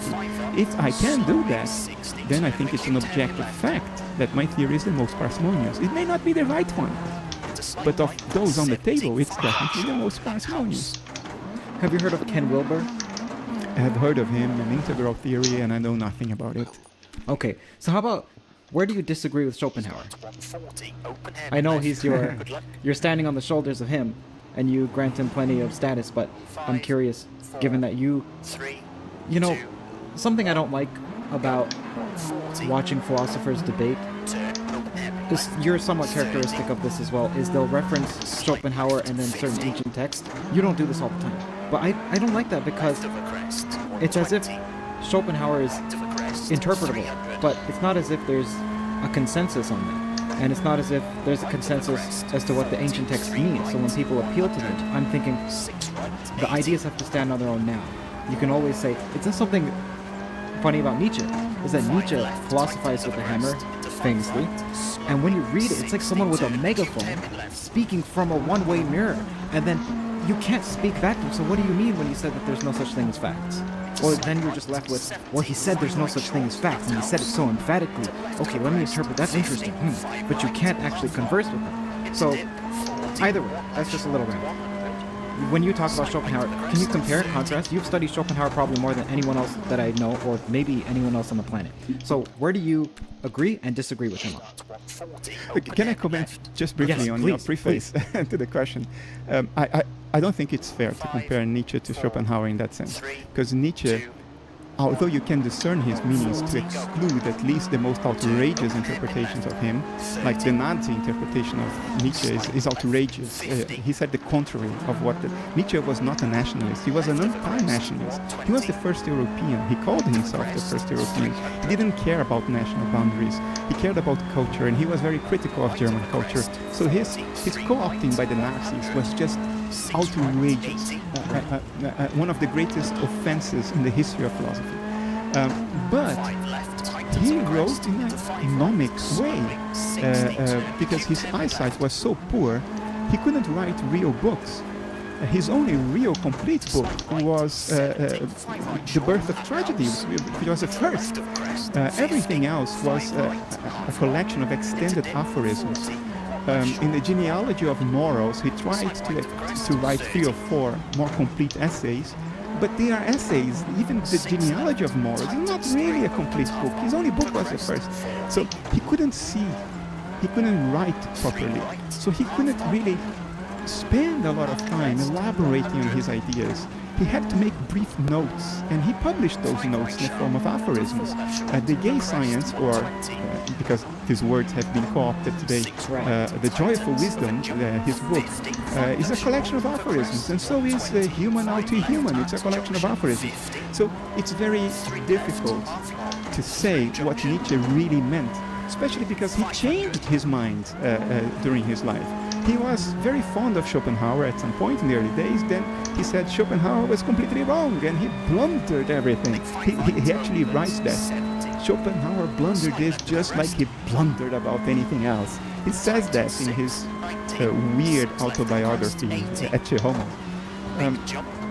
So it's very difficult to pin down Nietzsche's meanings, because you have to ask, well, when was he writing? If you're saying that Nietzsche thought this, and when did he think this? Was it in the early days, in the mid-career, or in the late days? And even then it's difficult to pin down his meaning. Schopenhauer, on the other hand, was consistent. The second edition of the world as will, or the final edition in his lifetime of the world as will and representation, I believe came in 1853. The first edition was in 1818. And guess what? He extended it, but he didn't change a word of the first edition. He didn't change a word of what he wrote in his early 30s and late 20s when he was in his late 60s.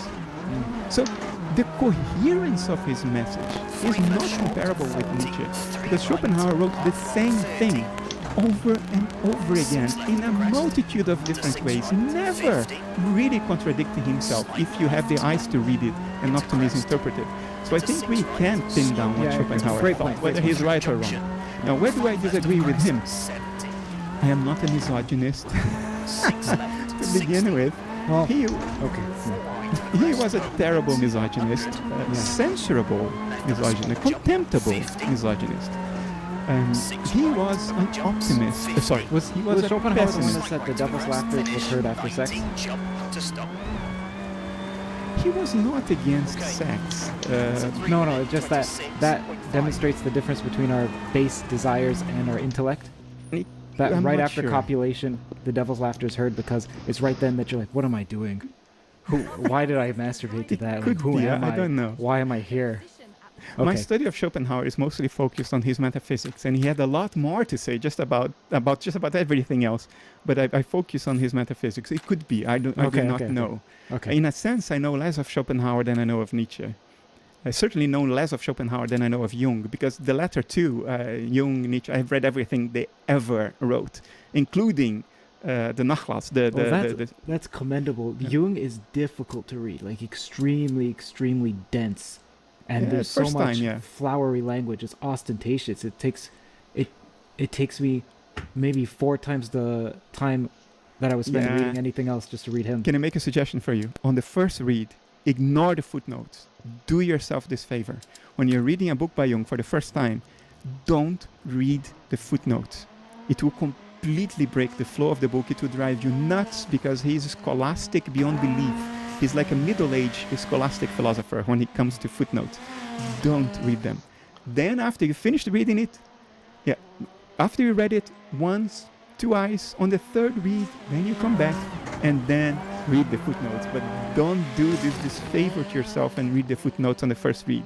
It will make the work impossible. It will just get stuck in a morass of obscure references that is impossible to manage. Okay. But about Schopenhauer. yeah, Schopenhauer.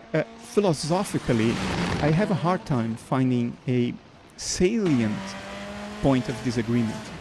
I would say this: I don't think he went all the way. He didn't dot all the I's and cross all the T's. He left some points open for which he just hinted at or suggested solutions. For instance, he hinted at dissociation as the mechanism to explain why we have personal will, while the will, in fact, is unitary because it's not bound by space and time, by the principle of individuation, as he called it. In other words, to separate one thing from another, according to Schopenhauer, you need to say that they either occupy different volumes of space or they occupy the same volume of space at different points in time. If there is no space-time within which you can tear things apart, there has to be some differentiation, Okay. yeah, then things are one. And he said, and space and time is a mode of cognition. It doesn't exist out there. Therefore, the will, the world as it is in itself out there, can only be one, because there is no space-time for you to have diversity. Yet he admitted that we are individual beings and animals too. He says that ultimately we are not, because he said, and now I will quote word by word, because the subject, the eye that sees the world through us is the same eye that sees the world through every other animal. So there is unity, but there is a variety of perspectives. There is unity in essence, but a variety of perspectives. And he failed to account for how this variety of perspectives arose in the first place. He hinted at it by writing an entire chapter about cognitive associations and how without the ability to cognitively associate one thing with another, we would have no unity of mind. He wrote an entire chapter about that, but he failed to take the immediate next step is to say, but it is the lack of cognitive associations that explain the variety of points of view. And that's what makes the unitary will seem to be many. Now, he didn't take that bloody final step, although he flirted with it. He hinted at it. How's that a step? Because it sounds like what you're saying is, well, how is there a difference when we're all from the same provenance, from the same fountainhead? You have to explain the illusion of separation. And then you're saying, well, you just explain it by saying that we're dissociated. You have to propose a mechanism that allows you to reduce diversity to a unity, because diversity simply happens as an appearance. I can't read your thoughts. I cannot help but experiencing differentiation between me and you, because I don't know exactly what you're thinking right now. I don't know how you feel about life and the world. So I have to account for this variety of perspectives and this seeming differentiation, even if it's not true differentiation, in the sense that at the fundamental level there is no differentiation at all. You have to account for how at least the appearance of differentiation arises. And Schopenhauer flirted with a way to account for that, but didn't go all the way. So, so instead of disagreeing with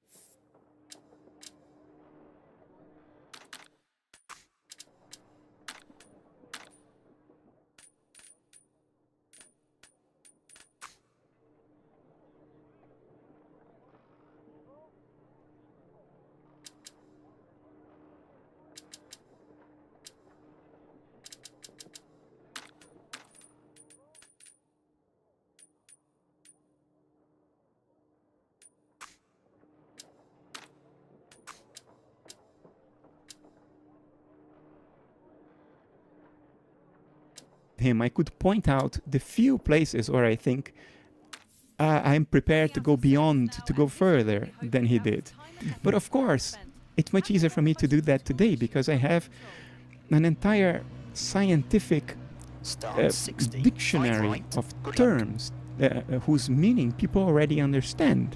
I can talk about dissociation today because I know there's a whole branch of science called psychiatry that studied this phenomenon, accounted for it, described it. We know a lot about it, so I can use one word and say dissociation and account for it. No, Schopenhauer didn't have any of that. So admittedly, if I had lived in his time with the ideas that I have today, I would have had an unfathomably bigger challenge than he had. And I'm very open about this. I think I would have done a much worse job than he did in his time. So I see himself as superior to me in almost every way. But yeah, with the benefits of living in a much more advanced scientific culture today, being able to use terms and leverage knowledge that is available to everyone today and was not available at his time, then I dare say we can go beyond what he did. He went beyond Kant, and I think today we can go beyond him. This gets to the heart of what it means to be oneness. And also, you can help me out here. Sometimes when I speak about the people who think that we all belong to one vellum, or just one consciousness, and we're just excitations of so and so, I call them the New Age spiritual types. But I don't mean that derogatorily. I don't mean that in any defamatory manner. I just don't know how else to refer to them, because not all of them say. Completely comfortable. Not all of them say that they're non-dual. Derogatorily. Yeah. So, do you mind giving me a word that I can use such that those people won't roll their eyes when I refer to them? Because I'm not even saying that I'm not one of them. Like I'm probably closer to them than they think. but I don't want to demean them. Yeah, Like look, anybody. let's start this by making some obvious admissions, things that we cannot help but admit. There is a lot of New Age bullshit. There is a lot of New Age nonsense. I wouldn't go as far as to say that the whole New Age movement is bullshit. That is extremely implausible. That's not how things happen. But a lot of the noisy, visible part of the New Age is flagrant nonsense. It's flagrant, gullible bullshit. And I don't hold my tongue back for that. And I regret that the idea of one consciousness is now in the popular mind so associated with that kind of gullible New Age spiritual woo-woo blah blah woo. I don't want to use the term woo-woo because it's worse. What would be two examples of woo-woo from the New Age type? Yeah, now you put me in a tough And I'll tell you why I position. say this, because to me, my mind is so, it's trying to find what's true in even what sounds insensate, that if they say, well, we can remote view, we can have psychic phenomena, and UFOs exist, and so on. I know that's not necessarily New Age, but whatever it may be, I'm always thinking, well, how is that true in some way? Okay, first of all, how's it false? It's immediate to both you and I, how that could be false. That's our natural predilection. But then I'm thinking, well, how is it true? And then I find that it's true in ways that are revealing of such depth that for me to dismiss them outright would be for me to be like Sabina Hassenfelder, who I admire and I've had on this channel. I do too. But she has good things to say. Yeah. But she is much like almost any materialist that says, well, if you can't define it, then don't bother with it. If it sounds on the surface, superficially, cosmetically, to be foolish, then it's not worth your time. Go, shut up and calculate. So she has that mindset. Whereas I have the mindset of, there's gold in the rubble, and I'll fossick, I'll search around. I have the same mindset. Great. So given that, give one example of what the New Age people take. I'm not going to zoom in on a specific person, although I could. I'll say this, most of it, I think, is nonsensical. The core of it, the essence of it, probably is not.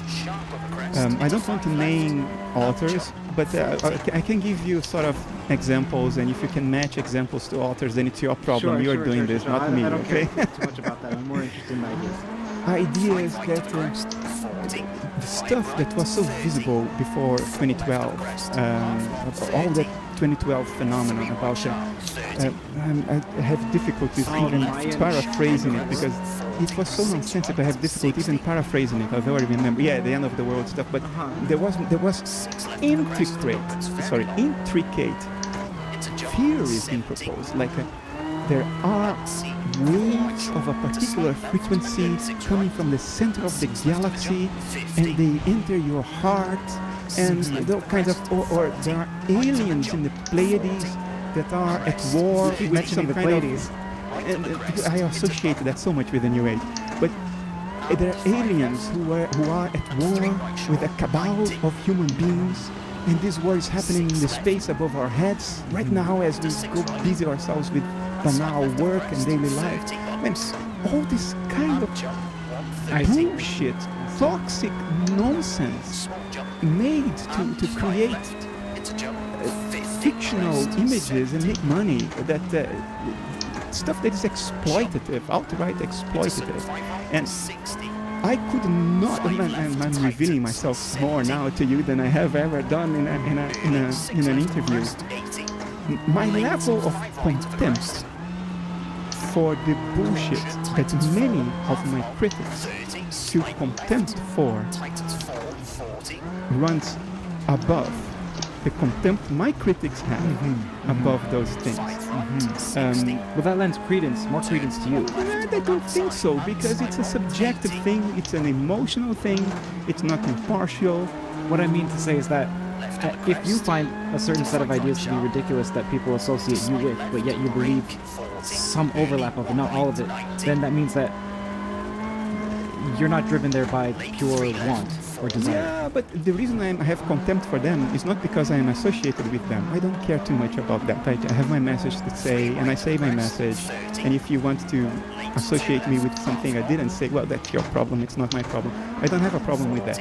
Even if I didn't play the role I'm playing now, not promoting Yeah. a certain kind Yeah. of physical view. Suppose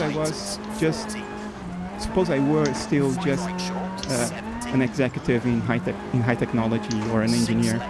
I would still have contempt. I have such a natural, spontaneous contempt for some of that bullshit. Yeah. That it goes beyond what you could say, well, this is reasonable and thought through. No, it's just a visceral reaction that I have sometimes. But it's not to all of the New Age. I mean, the DPAC, for instance, is often associated with the New Age. Maybe that was the case in the 80s, I don't know, because I didn't look. But the DPAC I have known for 8 years now, I have no association between him and New Age bullshit, because everything he says I find eminently reasonable and important. But there is stuff in the New Age, especially when it comes to Pleiades and Cabals, that, oh man. Okay, Bernardo, let me reveal myself then to you a little bit about Deepak. So here's what I see with Deepak. Not about his ideas, but more about his personality. What I see when he interviews some of the intellectuals like Stuart Hameroff or even yourself. I watched that interview. I see someone who is not, like, please, I don't mean this in a negative way. I don't see someone who is searching for the truth no matter how it is. I see someone as already accepting that consciousness is one, and that the ancient Indian text that he has grown up with, is correct in some way, shape, or form. And that's fine, because it could be, like, who knows, right? Christianity could be correct, Judaism could be correct, Islam could be correct, whatever it may be. But I see him as, when he's interviewing scientists, he's looking, because he's been so hurt. I see someone who's been so hurt by the accusations from the 90s or early 2000s of being unscientific and using woo-woo, that he now, when he sees a scientist that agrees with him 5% in some interpretation, he's like, can you elaborate on that 5%? Oh, okay. And so when people accuse me of saying that I'm saying unscientific BS, what do you say to that? He'll ask that question plenty, and I see it as a little boy who's just been so hurt that he wants the validation from the scientific community, and so he's willing to interpret what the scientist is saying in order to validate what he already believes in, and in order to shove it in the face of his critics. That's what I see. Now that's almost like the Jungian in me, or the Freudian that's looking for the unconscious motivations. Yeah. But I can't help but see that. I also see this a bit in almost anyone who has a worldview that they ardently defend. Now there's great, they should. I'm an apologist for apologists in general, because apologist means to defend what you believe in with justification. And I think that you should. If you believe in something, if you're an intellectual, you should justify it. But then there's some people who justify it, like, let's say Sam Harris or Deepak, or it runs the gamut. It's more than just an intellectual justification. It seems more like defensiveness in it. And then I wonder how much of what they believe is because they've dispassionately took an assessment of the data and come to the conclusion, rather than they have some predilection or some predisposition. Much like you said, which is so interesting about materialism. Sam Harris would say, well, look, the way that you can believe what I'm saying is that it goes against my own interests, because I would love to believe that Christianity was correct. So then if someone says that and they don't believe it, then that lends a bit more credence. But then at the same time, Sam Harris says, I don't want to believe in a God that kills people so arbitrarily. And also, heaven comes with hell in some interpretations, right? And you said that about materialism is that this is extremely interesting. In materialism, there is comfort. As much as the atheists would say that there's no comfort, there's more comfort in traditional religion. Yet I don't agree with that, because I'm such a rationalist. Well, there's comfort in knowing that your life is going to end. Oh, how's there comfort in knowing my life is going to end? Because you don't know what is at the other side. You don't know if agony awaits you infinite torment, or infinite pleasure. You don't know. And so there is comfort in the certainty that maybe this is it. That's so interesting. I never heard it posed that way before. It's the elephant in the room, and it's such an enormous elephant that people don't see it. They only see a patch of skin in front of them, because the elephant is giant. Let's just put it this way, and I'm sure everybody will agree with this, because it's objectively the case. The single greatest fear human beings have always had, of any generation before the 19th century, the single greatest fear in the lives of every human being has been 50. the experiential state after bodily death. The fear of what comes after is what has kept people in line and turned the Christian church into a political institution of tremendous power, to the point that it still has a country of its own, the Vatican.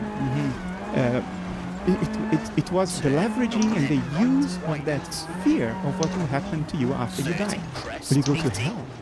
Or will you go to heaven? Will there be monsters? That has been the greatest single fear in the history of humanity. It has allowed people to be controlled throughout history. And it is the one thing that materialism has taken off the table. It has neutered the greatest fear in the history of humankind. It's off the table. It's no longer credible. You do not need to worry about that. This is a social, historical fact and a psychological fact. Do you fear death? And now I do. Right, in this moment you do, or do you mean generally speaking? I do. Look, I am as intellectually convinced as one can possibly be that my core subjectivity is, and your, which is the same in you, which is the same in my cat and everywhere, is the one entity in the reduction base. In other words, all reality unfolds in it. It's the one thing that exists, and therefore it has nowhere to go, and it's never going to end. It's where beginnings and Sorry, what has no way? What is the not going core anywhere? subjectivity in me is going nowhere, because everything that happens in it. And it's not only my core subjectivity. The core subjectivity in me is the same core subjectivity in you. It's the one eye of the world that looks out from every creature, as Schopenhauer put it. So I'm as intellectually convinced as one can be that my subjectivity survives bodily death and probably witnesses the entire process. Now, what is the best and safe analog to death we have today? What's the one thing we can do that comes the closest to death physiologically and still can be done safely? That's high-dose psychedelics. The psychedelics, the way they operate is by significantly reducing brain activity. Not anesthesia. Anesthesia is a dissociative. It increases noise levels in your brain. It doesn't necessarily reduce brain activity. I see. And there is a strong scientific argument to be made that you are not unconscious during anesthesia.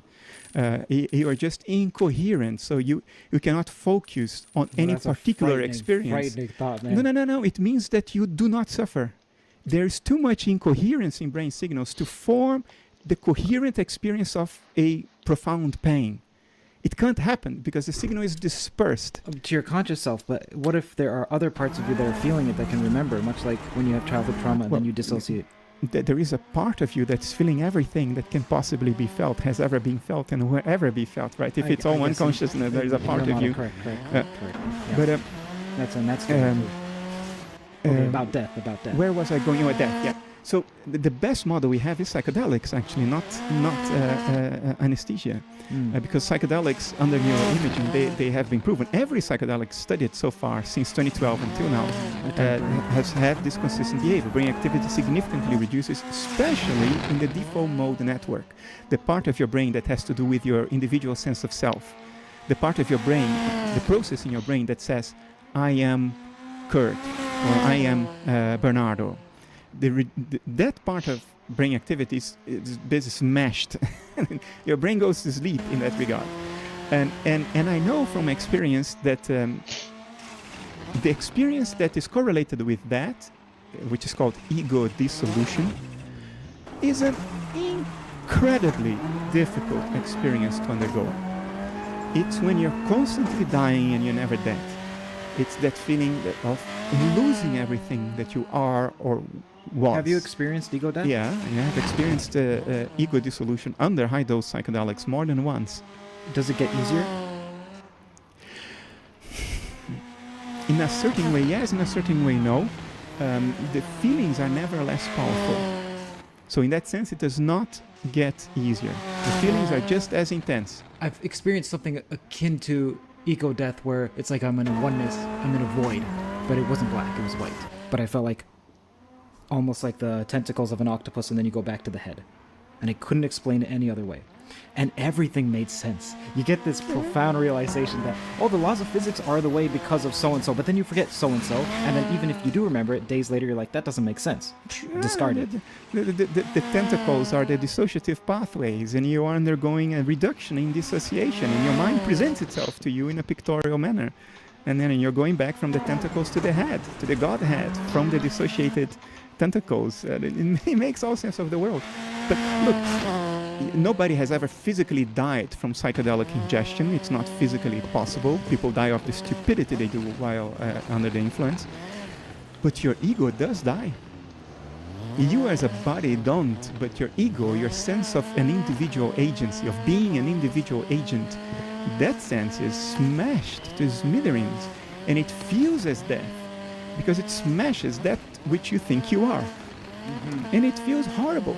So doing it repeatedly, it feels as horrible, but there is one silver lining, and that is, you know what's happening. And there's a little voice in the back of your head saying, just hang on tight, this will pass, and there is bliss on the other side. And there is, because when your sense of individual self dissolves, you are the universe, and that's such, it's the greatest joy one can imagine. It's a profound sense of identification with the true reality, and everything else until that point was an illusion. And it's a reality of total acceptance, total integration, because you are that which needs to accept. So it's complete and unconditional acceptance. But before that heaven, there is the hell of ego dissociation, parting with that. What did I say? Ego dissociation? No, I meant ego dissolution, which corresponds to reduction in dissociation, because the ego is the dissociative process. Yes. So when the ego dissolves, it's the dissociation that is dissolving. So it's a uniting. A reuniting, a reintegration, which is blissful, except that in that in-between stage, it feels like you are being annihilated. Your soul is being annihilated, and it's the worst experience that I think that I have ever had. No, worse than that is the re-entries, when you are in the bliss and then you come back to the ego. That's worse. But ego dissolution is terrible, and my own theory informed me that physical death, real death, permanent death, when you die and you're dead, that's the ultimate ego dissolution. So I know bliss is coming, and I will know bliss is coming, and I'm thankful to psychedelics for that, for not telling me this only conceptually, but of showing me what it is. So being convinced to the bone that ultimately bliss is coming, but I shiver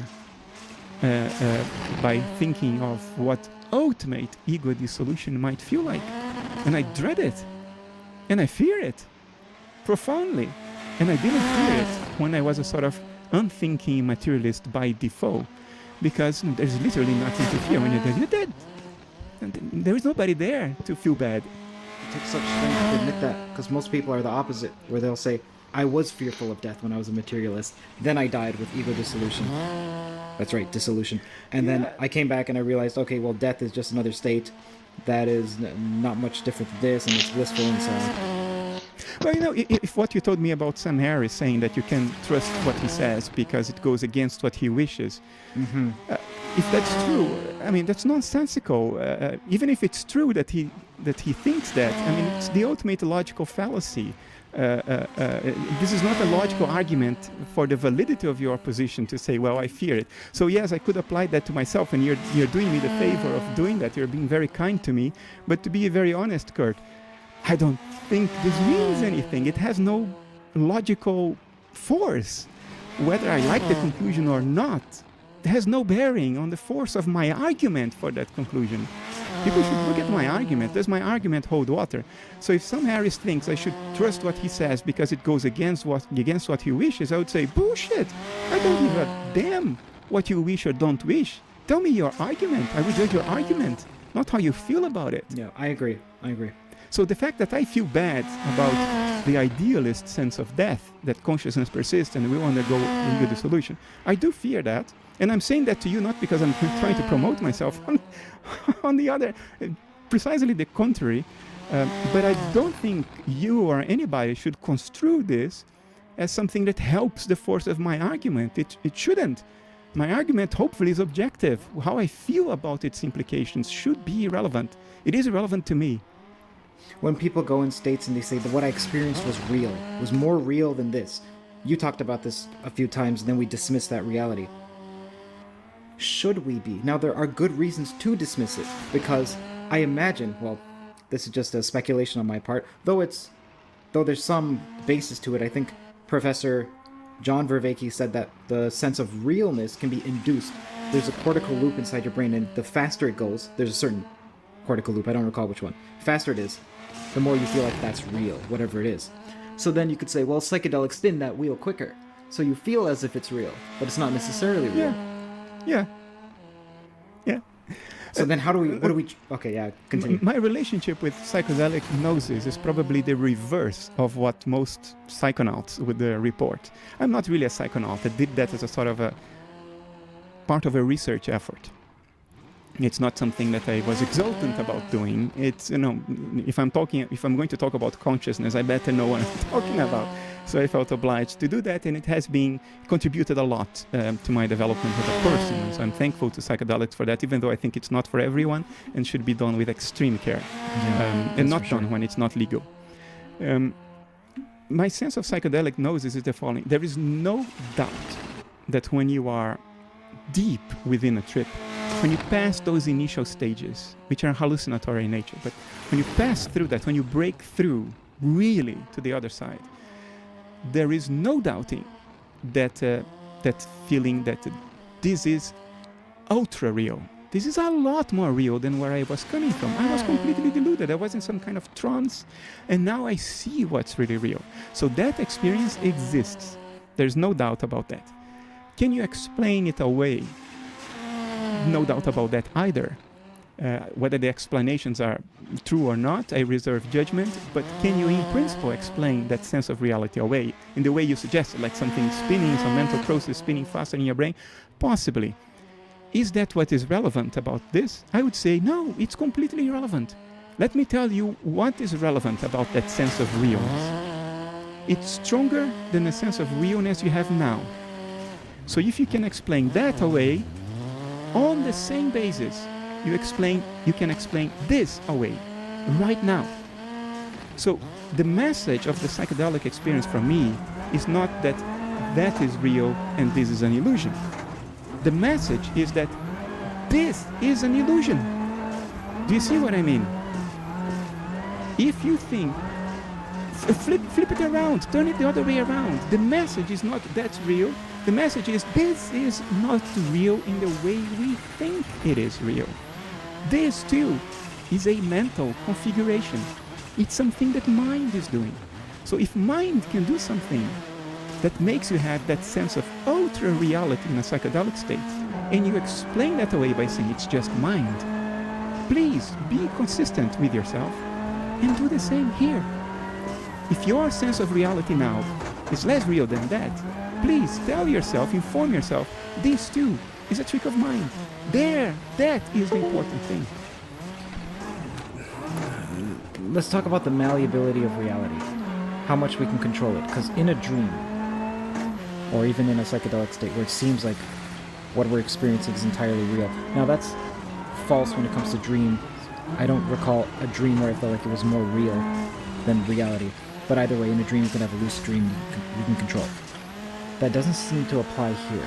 But yet, I hear many mystics and so on say that this is a dream, we need to wake up, and that's what enlightenment is, or nirvana, and so on. So what I'm curious about is, it seems evident to people like me and you that we can control our environment around us with will. So that is with our thoughts. Now, it's not infinite, because I cannot grow a new arm from my chest like a Mortal Kombat character, but then that means that there are limitations. Now what I'm wondering is, what are those limitations? Are those limitations true? Can one overcome virtually any limitation with sheer will? What does that look like? I don't think so. And I think there is very abundant evidence to the contrary. The essence of your question is, can the ego control everything? Can the ego control the rest of mind? Dissociated and not dissociated aspects of it? I would say it's fairly evident that it cannot. Look, we can't control our dreams. Most dreams, even when you are having a lucid dream, often you can't control it. I have had many lucid dreams when I was younger of a dog running after me. And I knew it was a lucid dream. And I was like, oh man, I just need to wake up. Wake up, wake up. And I couldn't wake up. And I couldn't stop the dog, even though I knew it was a lucid dream. Kurt, we can't control our thoughts. You don't know where your next thought is coming from. You can't control your fears, your emotions. You can't control your desires. You can act on them, but you can't choose what you desire. Now, you can go after what you desire, but you can't choose that. Otherwise, we would all be choosing to desire exactly that which we have. You can't control our fantasies, our imagination. A schizophrenic person, who for me is just a human being with a different settings, but not